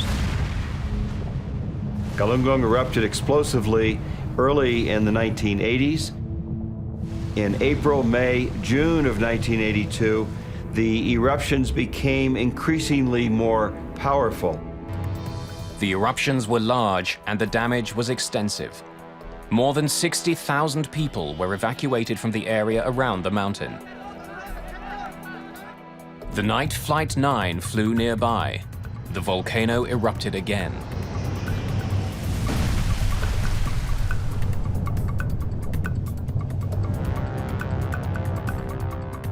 As the ash cloud rose more than 15,000 meters into the night, winds pushed it to the southwest, right into the path of British Airways Flight 9. Never before had a volcanic cloud seriously affected an airplane. Could the ash really have crippled this flight? Roger, declare emergency. Mayday, Mayday, Mayday, Speedbird 9. We have lost all 4 engines. Unlike ash that you might see in a chimney or after a fire in a forest, this is not soft material at all. This is very fine, ground-up particles of solid rock and minerals. This material is very, very abrasive. It's very angular in shape. If you were to see it under a microscope, you would see very sharp angles. And so that's what caused the abrasion.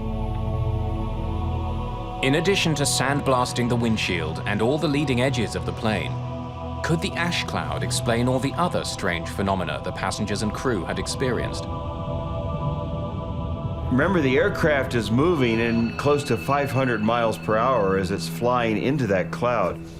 Even though it's a very fine material, it can still cause abrasion and friction on the skin of the aircraft. Because it's such a dry environment up there, that frictional electrification produces the glow that we refer to as St. Elmo's fire. The electrification also caused the interference in communication experienced by the crew. Speedbird 9, you have lost number 4 engine? Some of the volcanic ash that was sucked in and ground up by the engines was also blown into the plane. And when passengers and crew saw it swirling through the cabin, they feared the worst.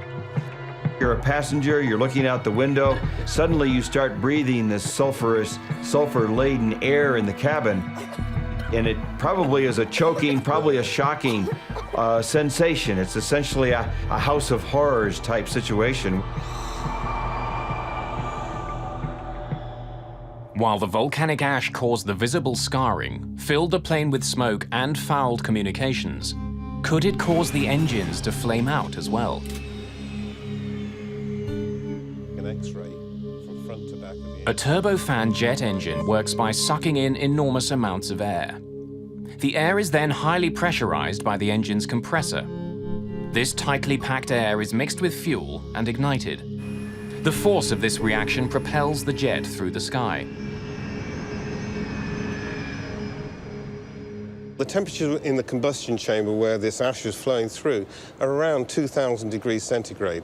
And so the volcanic ash we know melts at about 1,300, 1,400 degrees. But when the liquid ash reached deeper into the engine, it cooled slightly, turning into a sticky molten goo. It attached itself to the engine and began choking it. We got a fundamental disturbance of the airflow in the main core of the engine, which caused the engine to backfire, and the engine's flamed out, and that was the cause of the problem. Backfires occur when the engine isn't burning cleanly.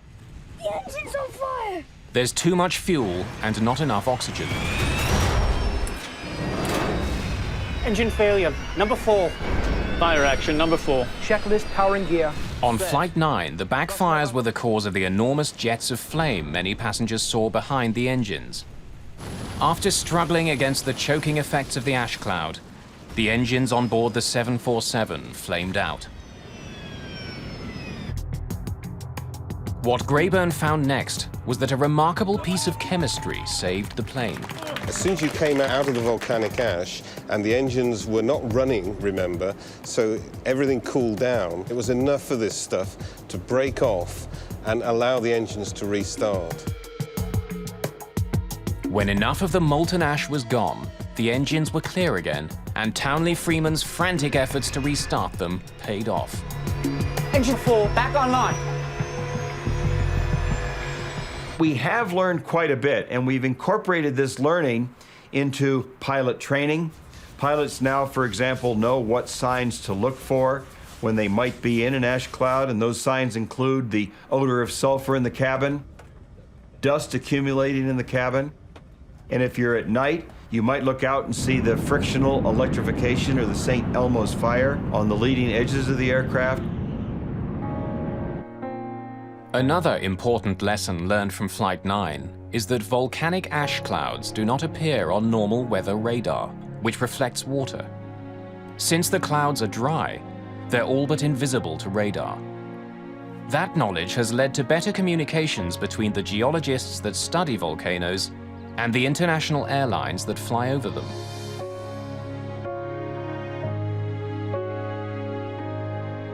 The crew of Flight 9 was showered with awards and commendations in the months after their incredible night. I thought the airmanship displayed by this crew during this event was absolutely fantastic. The way that they managed to guide this aircraft back down to a safe landing after having been through such extreme circumstances, it was fantastic the way they recovered this aircraft. Absolutely brilliant. For everyone on board Flight 9, the terrifying plunge through the skies had a lasting impact. Betty Tutel was so struck by the events of that night that she wrote a book about the ordeal. This was an event which was unique in aviation history, and it seemed to me absolutely vital that it should be put on record, and I wondered who was going to do this. But no sooner had that thought entered my mind than I thought, I'm going to do that. Tutel would also end up marrying a man she met on the flight, James Ferguson. Charles Capewell and his 2 sons made it home 2 days after they touched down in Jakarta. 25 years later, both Chaz and Stephen still live in Perth. Our time hadn't came and that was it. From then on, I took a different view of life. When your time comes, there's nothing you can do, but you can still hope. And we hoped, and we got out of it. Not long after their fateful flight, Captain Eric Moody created the Galungung Gliding Club. Every member of the crew and all passengers were automatically admitted to this exclusive group. The survivors of British Airways Flight 9 happily stay in touch to this day.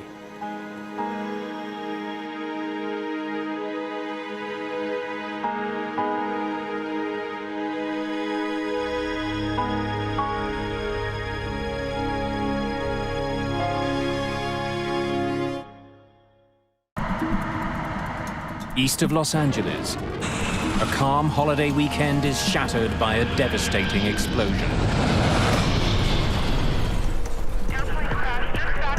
A neighborhood is destroyed.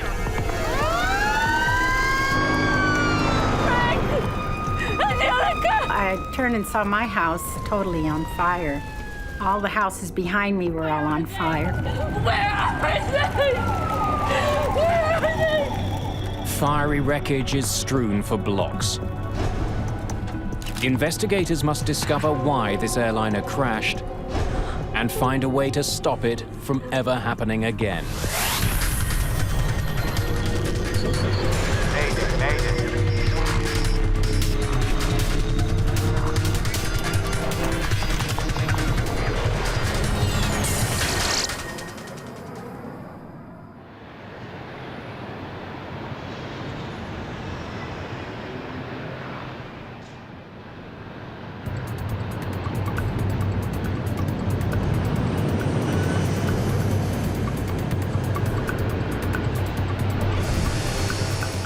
Los Angeles International Airport, LAX, is one of the busiest in the world.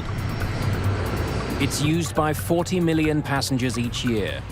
More than 1,500 planes take off and land every day.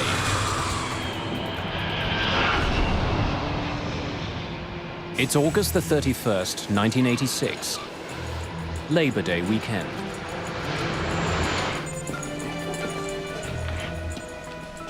Today, a junior air traffic controller, Walter White, will be handling some of that traffic. Let's go. That was the big one. White isn't yet a fully fledged controller. He has to put in more time before he gets his final certification. Hey, Carl, how's it going? Hey, slow. It was a long weekend, and it was a beautiful day in Los Angeles. It was absolutely clear outside, which we call Chamber of Commerce type day. You want to take a break? Have a cigarette? I can sit in for you. That was my normal assigned shift, and Walter came in and asked me if I wanted a break, wanted to go smoke a cigarette, and I said, sure. All right. Traffic was light, it wasn't very busy, it was Sunday morning. Well, certainly, any controller is looking to get seasoning, if you will. 3 months, 4 months, that's a pretty new controller. Los Angeles Approach, good morning. I mean, it wasn't my turn for a break. Walter wanted to work the sector. As I remember correctly, he wanted to work it for some proficiency time. He hadn't worked it in a while. ACL 60, can you see the runway 25 left? Roger, LA Approach. Thank you. Reduce speed to 200, then descend and maintain 6,000. 200, descend and maintain 6,000. Thank you. Have a nice day. Several hundred kilometers to the south, passengers are boarding an Aeromexico DC-9.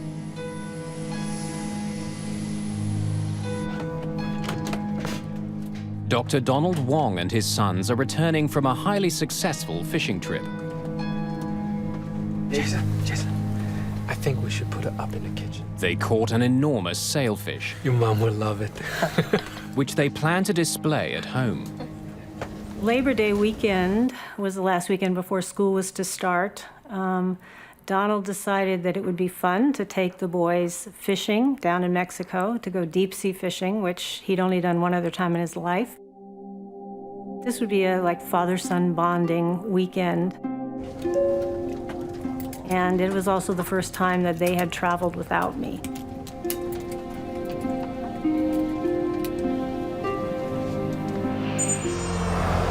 Just east of LA, the suburban city of Cerritos wakes up slowly. In the 1970s, this bustling community had been one of the fastest growing in Los Angeles County.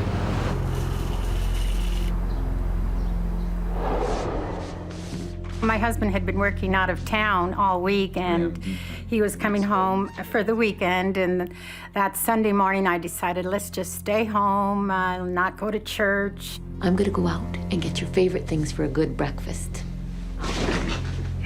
Javier, go and take a shower.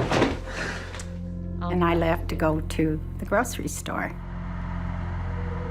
In the home was Alex. He was 14. His twin sister, Angelica. She was asleep. He was asleep still. And Javier, that was my 16-year-old. And my husband.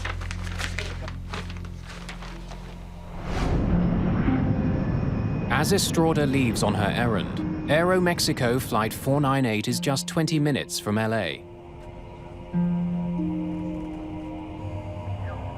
Captain Antonio Valdez-Prom is acting as co-pilot as they approach the city. First Officer Jose Valencia is piloting this leg of their journey. Ready when you are, Cap.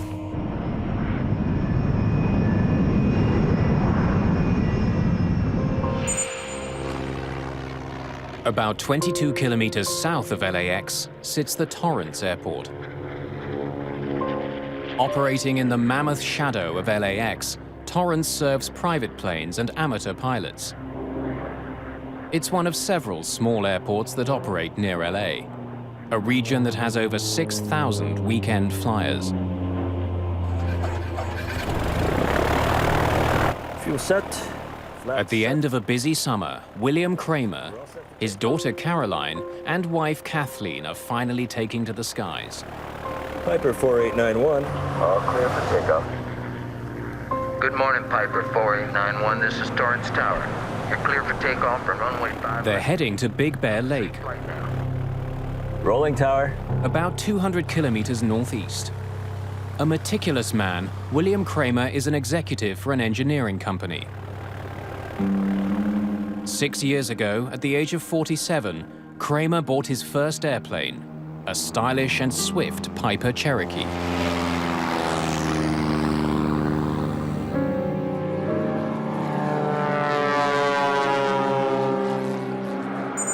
Wings, West 5225, Los Angeles approach, depart Seal Beach, heading 320. Expect a visual approach, runway 25 left. Report airport in sight. Thanks. Walter White's job as arrivals controller is to make sure incoming planes keep well clear of each other. He's directing them to land on one of two runways. Aerial approach, runway 25 left. Thank you. Southeast of LAX, the crew of Aeromexico Flight 498 is still a few minutes from their first contact with Walter White. But in the skies above Los Angeles, a deadly series of events is about to unfold. Dozens of people who have never met will be bound together forever in a tragedy that will affect everyone who flies. Airspeed.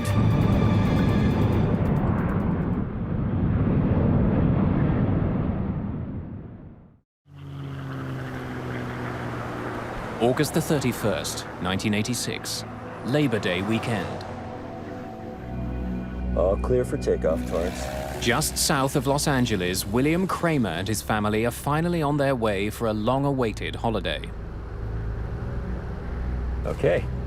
Just an hour to go, we're in Big Bear Lake.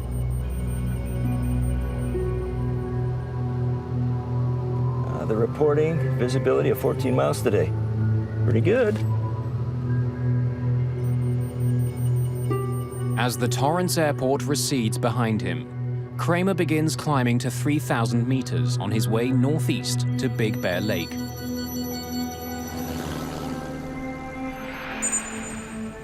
Several kilometers away, a half-full DC-9 from Mexico is approaching Los Angeles International Airport.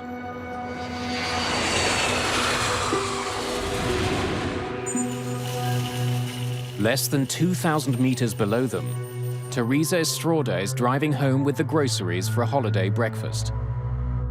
Her husband and 3 children are waiting just a few blocks away.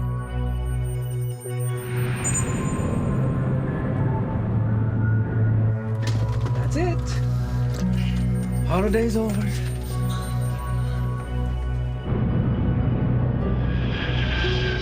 PSA 1765, 12 plus, 1 mile southbound. It's not a busy morning, and one by one, arrivals controller Walter White guides his planes in safely. Report airport in sight. At 11:47 a.m., he gets his first call from Aeromexico Flight 498. Los Angeles approach. Good morning. This is Aeromexico 498. Aeromexico 498, Los Angeles approach, 25 left, final approach course. Do you have information? Aeromexico Flight 498 is now officially inside what's known as the Terminal Control Area, or TCA.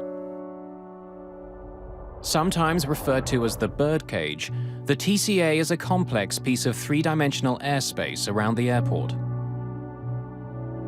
It's restricted airspace that's normally found around heavily congested airports or hub airports where the traffic density is extremely high and you need to control the access into and out of that airspace. Aero Mexico 498, traffic 10 o'clock, 1 mile northbound, altitude unknown. Roger, 498. Aero Mexico 498, reduce speed to 190, then descend and maintain 6,000. As the Aero Mexico plane descends,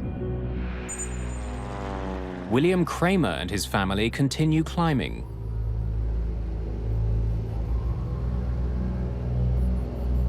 I hope it's like this when we get to Big Bear.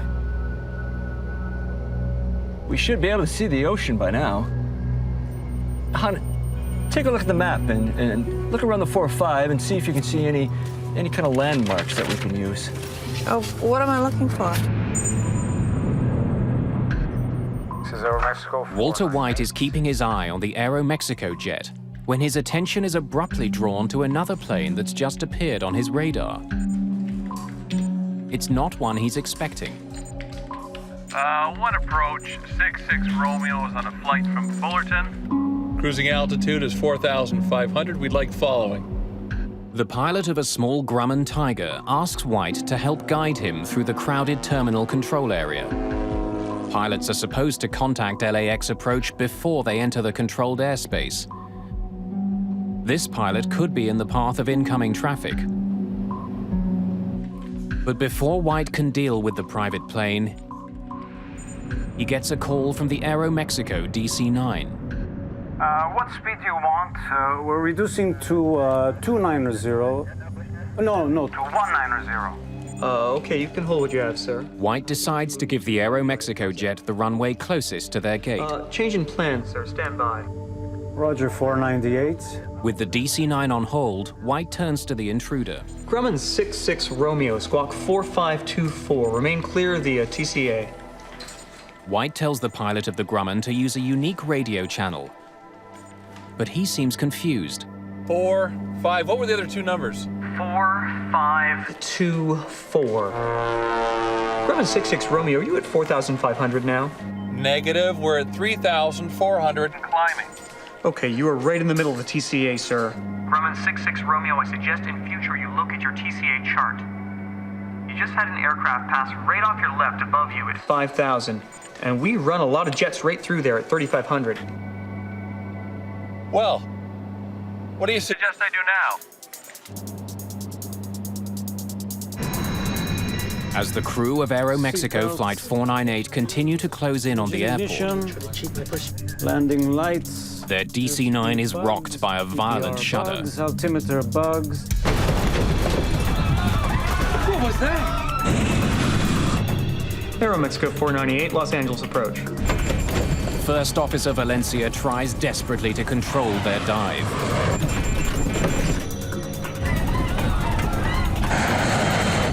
Aero Mexico 498, Los Angeles approach. This can't be.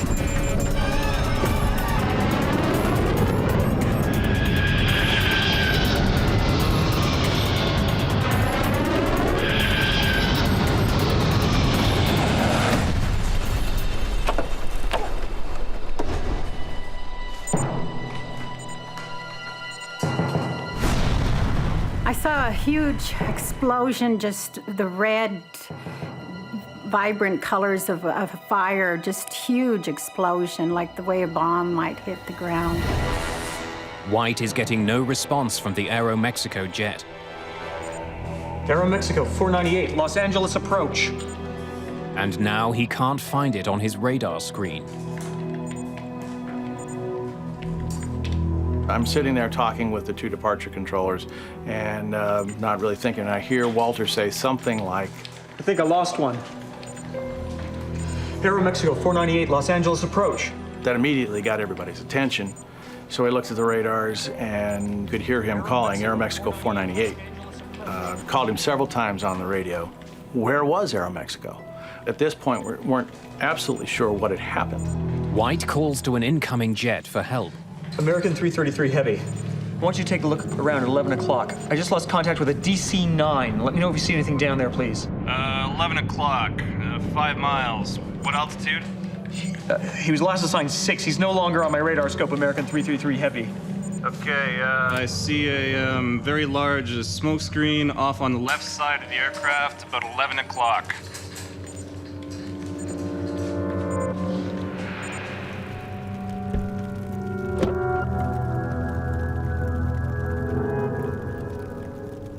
I went down the street to go to my house, and I saw a woman's head that her body had been cut in a diagonal, and she was just laying there. There was nothing but debris and fires sporadically all over the place, and I could see the fire in the whole neighborhood.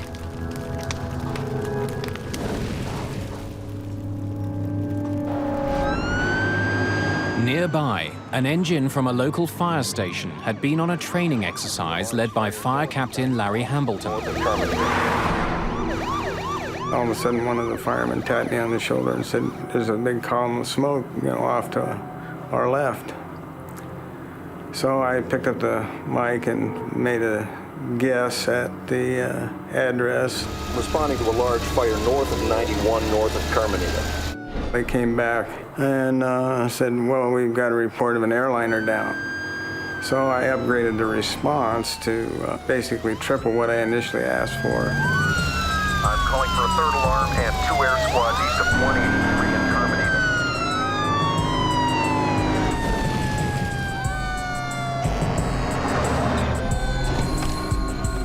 As we approached, I realized that in addition to the aircraft parts in the street, there were people, body parts,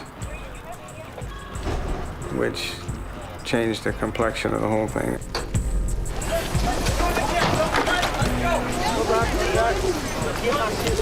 Larry, get in here. Set up a perimeter.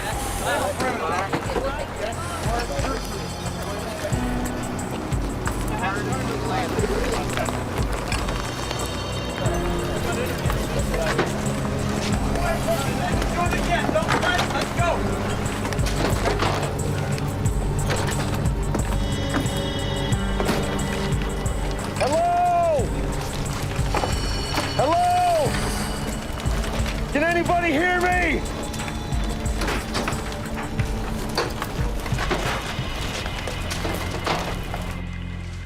At Los Angeles approach, Walter White, deeply shaken by the crash, is relieved of duty. I remember watching Walter get up and walk out of the room by himself.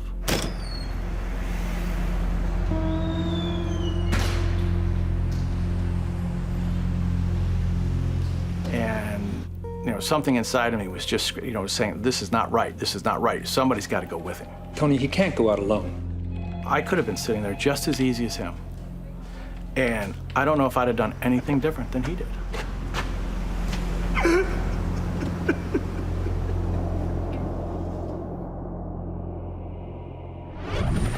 you're out in this area, you'll see a large plume of white and black smoke, and that's the air crash site about 3 miles west of Fullerton Airport, not far. Helicopter news crews are quickly on the scene. Using for medevacing.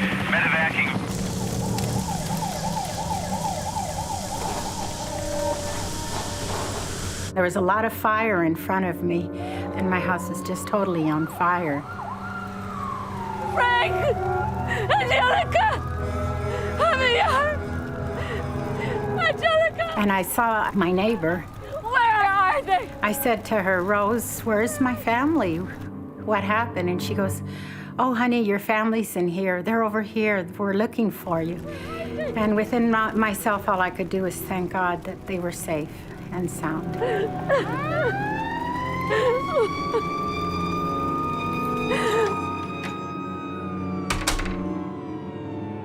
She took me into her home, and I saw Alex. Alex! Alex!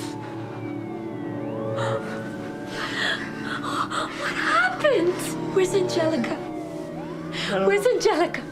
I don't know. Where's Javier? Where's Papa? I don't know, Mom. I'm sorry. I don't know, Mom. And he started crying right away and said, "Mom, I'm sorry. I'm the only one that came out alive." And all I could do was hug him.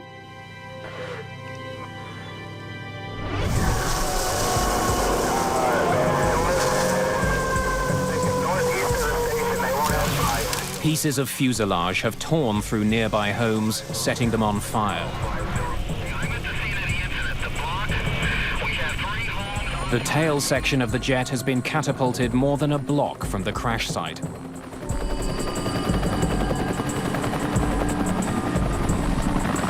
Hello? Is there anybody in here?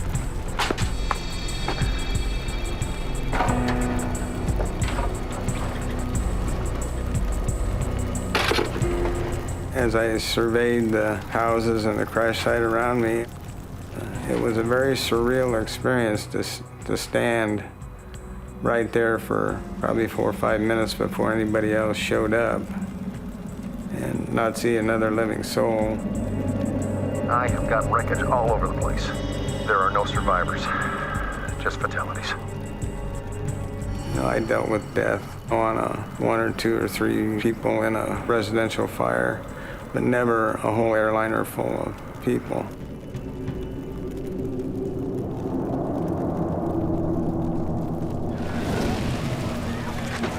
Let's go to work, guys.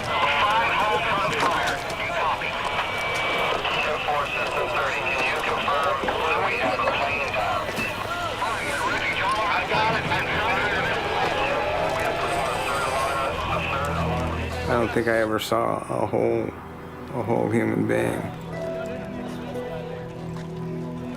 I gave them the job of finding body parts and wrapping them or covering them with yellow rescue blankets.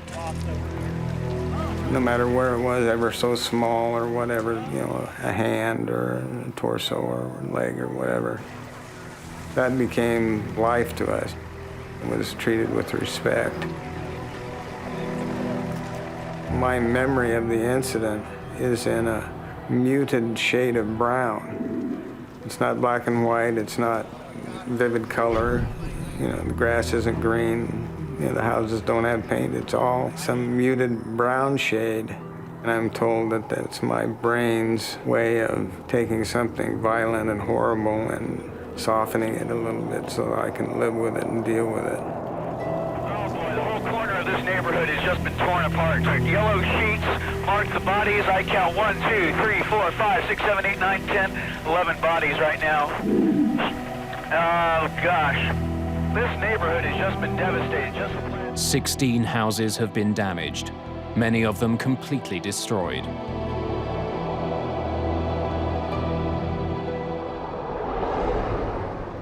At Los Angeles International Airport, Mary Wong is waiting for her husband and 2 young sons.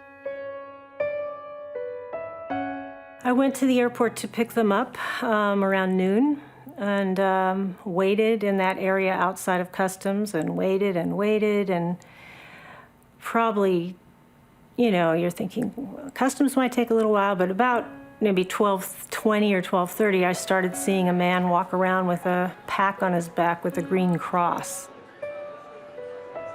We were taken up to a lounge upstairs, and on the elevator up, I looked at the man and I said, "They're dead." I said, "I just know they're gone."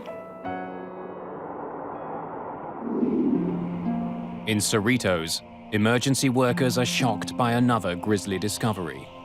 In the playground of a local school, they find the wreckage of a Piper Cherokee Archer. Remarkably intact, the plane's canopy is sliced off. Its 3 occupants are found still belted into their seats.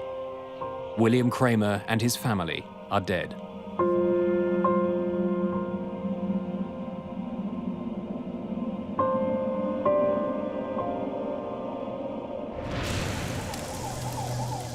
All the passengers and crew on Aeromexico Flight 498 are also dead.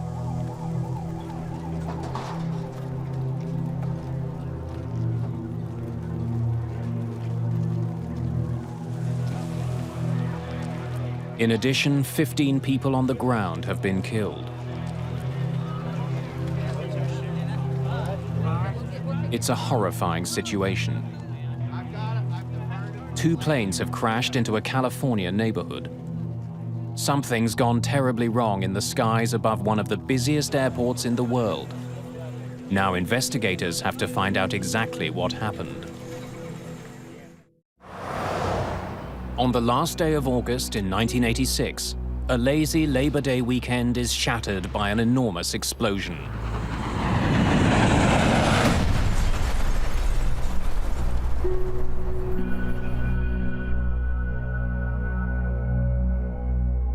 Two planes crash in LA County, destroying several houses.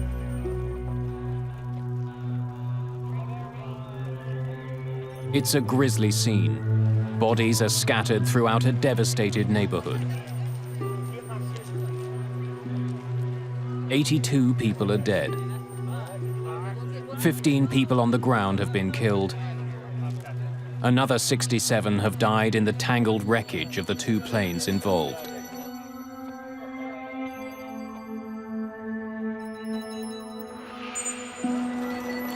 Investigators from the National Transportation Safety Board arrive that night.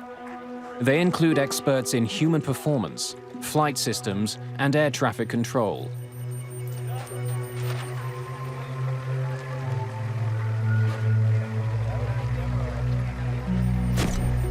From the beginning, investigators are focused on the fact that there are 2 planes on the ground. It suggests a disturbing conclusion, that this was a mid-air collision. The idea that this had been a mid-air collision was already conveyed to us before we even launched out of Hangar 6 back when we got to word. They saw 2 wreckages coming down, and that's the way it got conveyed to us. With that idea in mind, John White and his team must painstakingly examine the wreckage. It's more of now documenting where the major pieces were, and then looking at the pieces to see if you can determine how the aircraft, at what angle the aircraft may have come together at. Propeller marks on the tail of the DC-9 and paint from the Piper Cherokee reveal how the planes crashed. It looks like the Piper collided at the tail section of the DC-9, and the horizontal stabilizer came off. And once that happened, you could no longer control the pitch of the DC-9. The descending DC-9 and the climbing Cherokee met at a 90-degree angle. Their combined speed was 450 kilometers an hour. The impact tore off the airliner's tail section. Discovering how the planes collided is the first step. The more important question to be answered is why. To piece together the tragedy, investigators examine the DC-9's flight data recorder. It helps them pinpoint the exact location and altitude of Aeromexico Flight 498. The DC-9 was inside the terminal control area, the controlled airspace of the Los Angeles airport. It was right where it was supposed to be.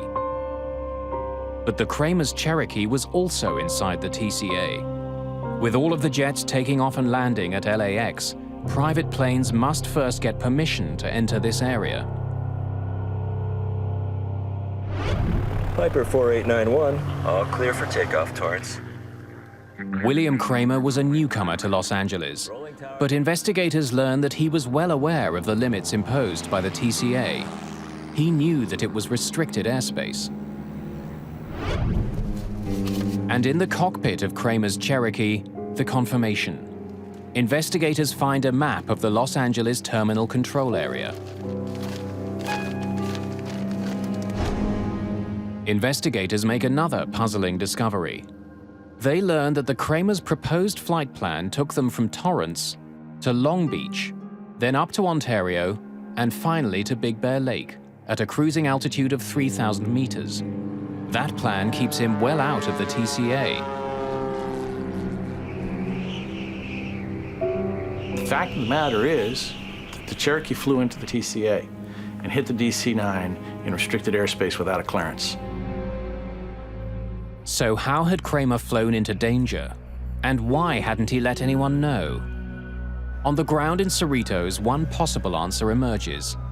Heart disease runs in Kramer's family, and the initial autopsy results show a major blockage.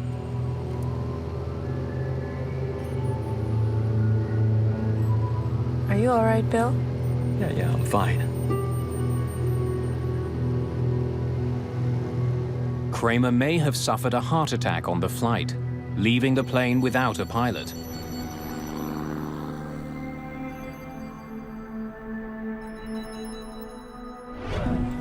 Samples of William Kramer's heart tissue are sent to the Armed Forces Institute of Pathology for testing.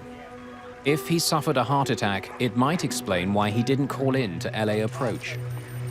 It's totally possible that he could have had the heart attack, fell back, pulled the airplane up, and that's why he didn't try and avoid the DC-9. But no matter why Kramer was flying in restricted airspace, Air Traffic Controller Walter White should have been able to see him. Kramer's plane should have appeared on White's radar. Before being questioned by investigators, White reviews the radio calls from that morning. He needs to be sure of what he said and what he saw. Richard Wentworth was one of the investigators who talked to White. At any time, did you see the Piper Cherokee on your scope? No. No, sir. The Piper's target was not displayed. It is my belief that it was not on my radar scope. He was positive that the aircraft was not there for him to see. NTSB investigators aren't satisfied with White's memory. While the radar data is being analyzed, news arrives from the Armed Forces Institute of Pathology about William Kramer's heart. Are you all right, Bill? Results from a detailed study of his body show that while he had advanced heart disease, William Kramer was not fighting a heart attack before the collision. Investigators must find another explanation for why the Kramer's flight went into the Los Angeles terminal control area. While he had submitted a flight plan, small planes like Kramer's Cherokee don't have sophisticated instruments. Like most private pilots, Kramer was navigating by landmarks like freeways. That meant keeping an eye both on the landscape below and the airspace around him. No, it's definitely the 405. Where is it again? Right there.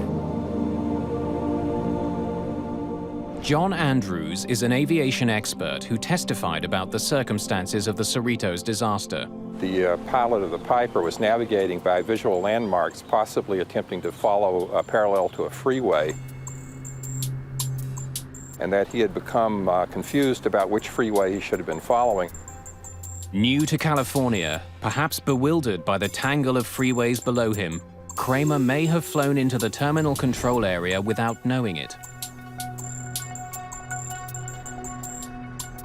There are no lines on the ground that says the TCA starts here and at this altitude. You have to look at a chart, you have to interpret that. Investigators are now confident they can explain why Kramer was inside the controlled airspace of the TCA. But when he finally gets a look at the air traffic control radar record, Richard Wentworth is convinced that Walter White should have been able to see the Piper.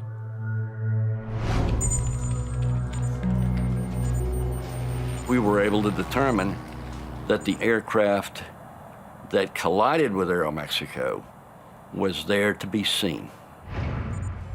So why hadn't White reacted to the Kramer's plane if it was on his radar?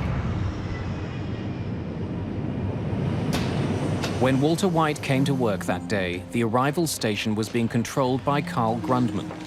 Hey, Carl, how's it going? Hey, slow. Grundman believes that long-standing radar problems were the reason White didn't see the Kramer's plane. I can sit in for you. Controllers have been complaining about the radars for a long time. Yours, buddy. All right, thanks a lot. We had reported problems with the radar not picking up targets several times. When radar signals strike a target, they bounce back to the receiver. But if buildings or mountains interrupt the radar, the return signal can disappear. You may lose one target. You may lose two targets. It may not be presented for one sweep. Did you see the Piper Cherokee on your scope? No, sir. But that doesn't mean that the target isn't there. A blind spot is only an instantaneous thing. It's not a continuous thing. I think I lost one. There were also holes that were just because the radar was old. It was just not as accurate as it might have been. It was not state-of-the-art equipment, that's for darn sure. There's an effect called flicker. When a computer becomes overloaded, the scope will flicker. Every now and then, targets will drop out or can drop out. We reviewed that data. We had no evidence that there were any malfunctions of any systems in Los Angeles.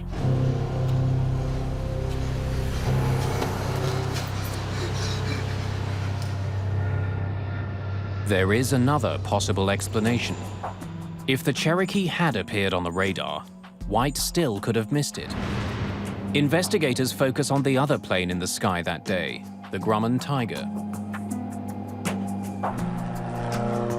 Private planes are required to contact air traffic control if they're entering the terminal control area. But the Tiger was already deep into the TCA before it radioed Walter White. One approach, 66 Romeo is on a flight from Fullerton. Cruising altitude is 4,500. We'd like following. Grumman 66 Romeo, are you at 4,500 now? Negative, we're at 3,400 and climbing. Okay, you are right in the middle of the TCA, sir. There was an aircraft that was east of the airport which he became involved in. That was what they called a violator. Grumman 66 Romeo, I suggest in future you look at your TCA chart. You just had an aircraft pass. The problem with the conversation between the controller and the pilot of the Grumman is that it went on too long. Why were you so mesmerized by the Grumman? I thought he posed a risk. This occurred during a critical time at which the two aircraft to the southwest of his display, which was the Aeromexico and the Cherokee, were merging. But even if the Cherokee's signal did appear on White's radar, and even if he had seen it, investigators discover that White still would not have had all the information he needed. Radar signals only show controllers that a plane is in range. Transponders on planes can broadcast other information, including height and speed. But at the site of the Cherokee wreckage, investigators discover the plane's transponder is a basic model. It only sends out information on the plane's direction. It provides no information about the plane's altitude. So these controllers were pretty much used to seeing a little triangle which represented a VFR aircraft with no altitude readout, traversing all over the place. And unless they learned firsthand from the pilot, they had an expectation that the aircraft would not intrude into that airspace. Grumman 66 Romeo, squawk 4524. Investigators believe remain that clear White's via divided TCA. attention, perhaps made worse by an older radar system, explains why air traffic control never warned the DC-9 of the danger posed by Kramer's Cherokee. Any landmarks that we might be able to use as a visual. But there's another mystery that hasn't been solved. Studying the radar records from the day, NTSB investigators are startled by what they find. Neither the crew of the DC-9 nor the pilot of the smaller Cherokee took any evasive action before the crash. Both pilots appear completely unaware of each other. Definitely the 405. Why hadn't the pilots of either airplane reacted? Visibility was over 20 kilometers. How could two planes collide in the clear blue sky? To try to get a better sense of what was happening inside the Aeromexico cockpit, investigators listened to the airplane's cockpit voice recorder. Los Angeles approach, this is Aeromexico 4. The flight crew had put Walter White on their overhead speakers. The microphone for the cockpit voice recorder was right beside the speakers. Depart Seal Beach, heading 320. Much of what the pilot said was drowned out by White's voice. Reduce speed to 200, then descend and maintain 6,000. Altimeter bugs. The radar information paints a puzzling picture.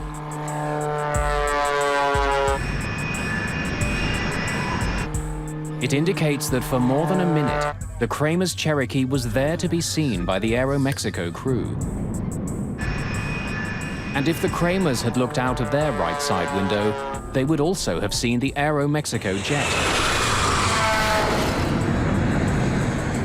But neither plane altered its course. Neither plane took any action to avoid the deadly collision.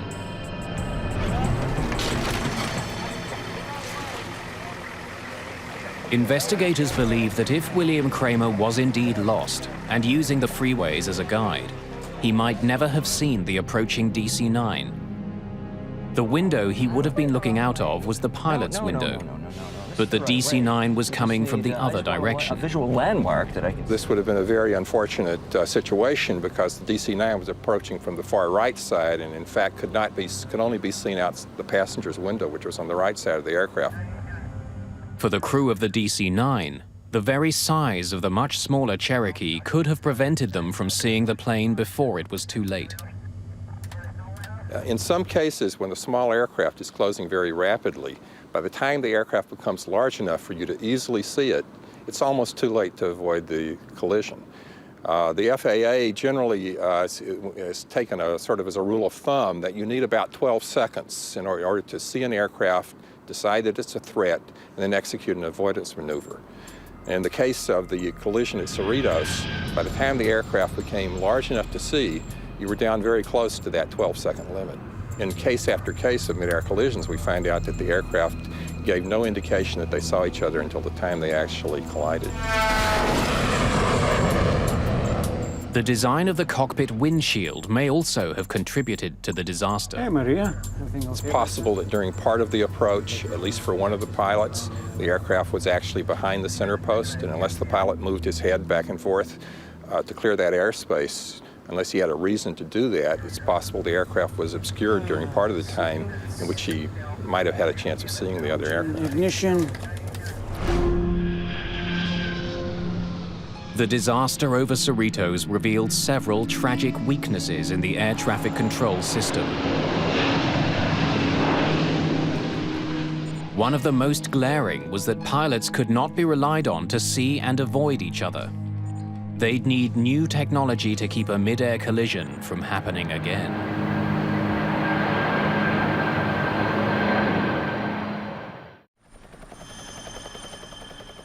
A small California neighborhood is rocked by a terrifying plane crash.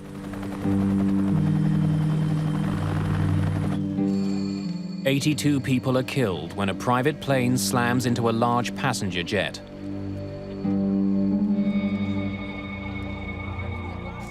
The devastation is enormous. More than a dozen houses are damaged, several leveled completely. The NTSB report makes it clear that there are glaring problems across the air traffic system. And these concerns must be addressed before, inevitably, there is another mid-air disaster. The FAA, which regulates the airline industry in the United States, acted swiftly to improve safety. A new kind of transponder was required for smaller planes, the kind that might have helped air traffic controllers recognize that the private aircraft posed a danger. If you had an aircraft that flew under a controlled airspace, you would have a transponder and you would be required to have altitude encoding or reporting. That way it would be no mistake as to whether you had an intruder or not. A new system called Mode C Intruder was also developed to warn air traffic controllers. Mode C Intruder is an automated program that is now incorporated in all our major radar facilities, that if an aircraft should inadvertently intrude, the controller will now be given a visual and an oral alert, thus giving him time to provide a timely warning to the pilot. Inruns check. Seatbelts, engine ignition. Even for the most diligent pilot, the old strategy of see and avoid had serious limitations.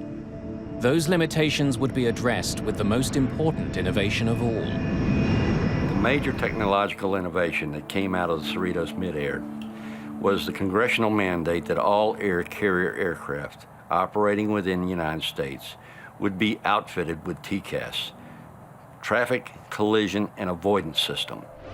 John Andrews worked on the team that developed TCAS. The TCAS collision avoidance system, which was under development, quite possibly could have prevented this accident. TCAS gives the pilot a traffic advisory at 45 seconds before the potential collision. Hey, Maria. Everything okay back there?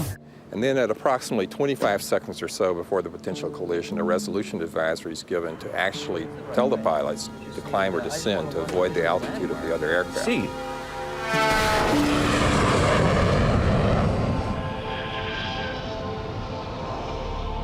Today, commercial airlines around the world use TCAS.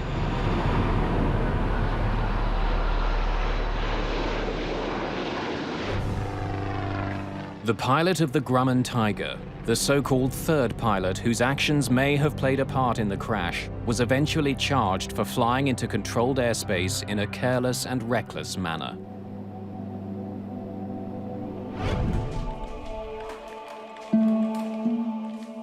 For Walter White, the effect of the disaster over Cerritos could not be overcome.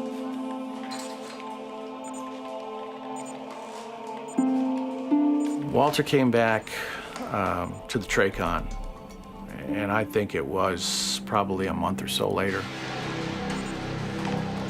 And I can't give you exactly how long he stayed there, but it wasn't very long. And he just got up and said, no, no thank you.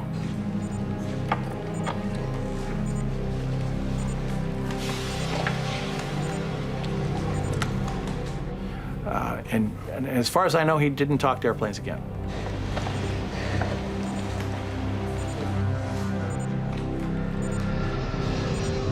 Within a year of the incident, the old radars at LAX were replaced.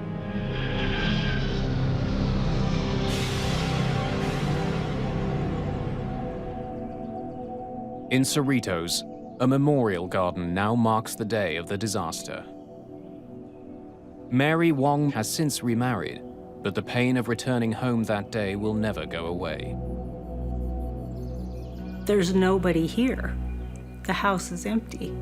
Derek was already living in an apartment in San Diego, and here I was no longer a mother, except to Derek, and I was no longer a wife. And so it shattered my whole world. Days after the disaster, Mary Wong met one of the few people who could fully understand her loss. I went to the memorial service, and it was very important to me to try to meet somebody else who had gone through this. And I knew from reading stories that Teresa had lost her husband and 2 children. And so I saw someone there who I thought was Teresa. She says, "Are you Teresa Estrada?" And I said, "Yes, I am." She says, "Well, my name is Mary Wong." And she says, I said, "I lost my husband and children also." I just wanted to grab her and hug her because she was feeling what I was feeling. So we had an immediate connection, and we've maintained our friendship over these 20 years.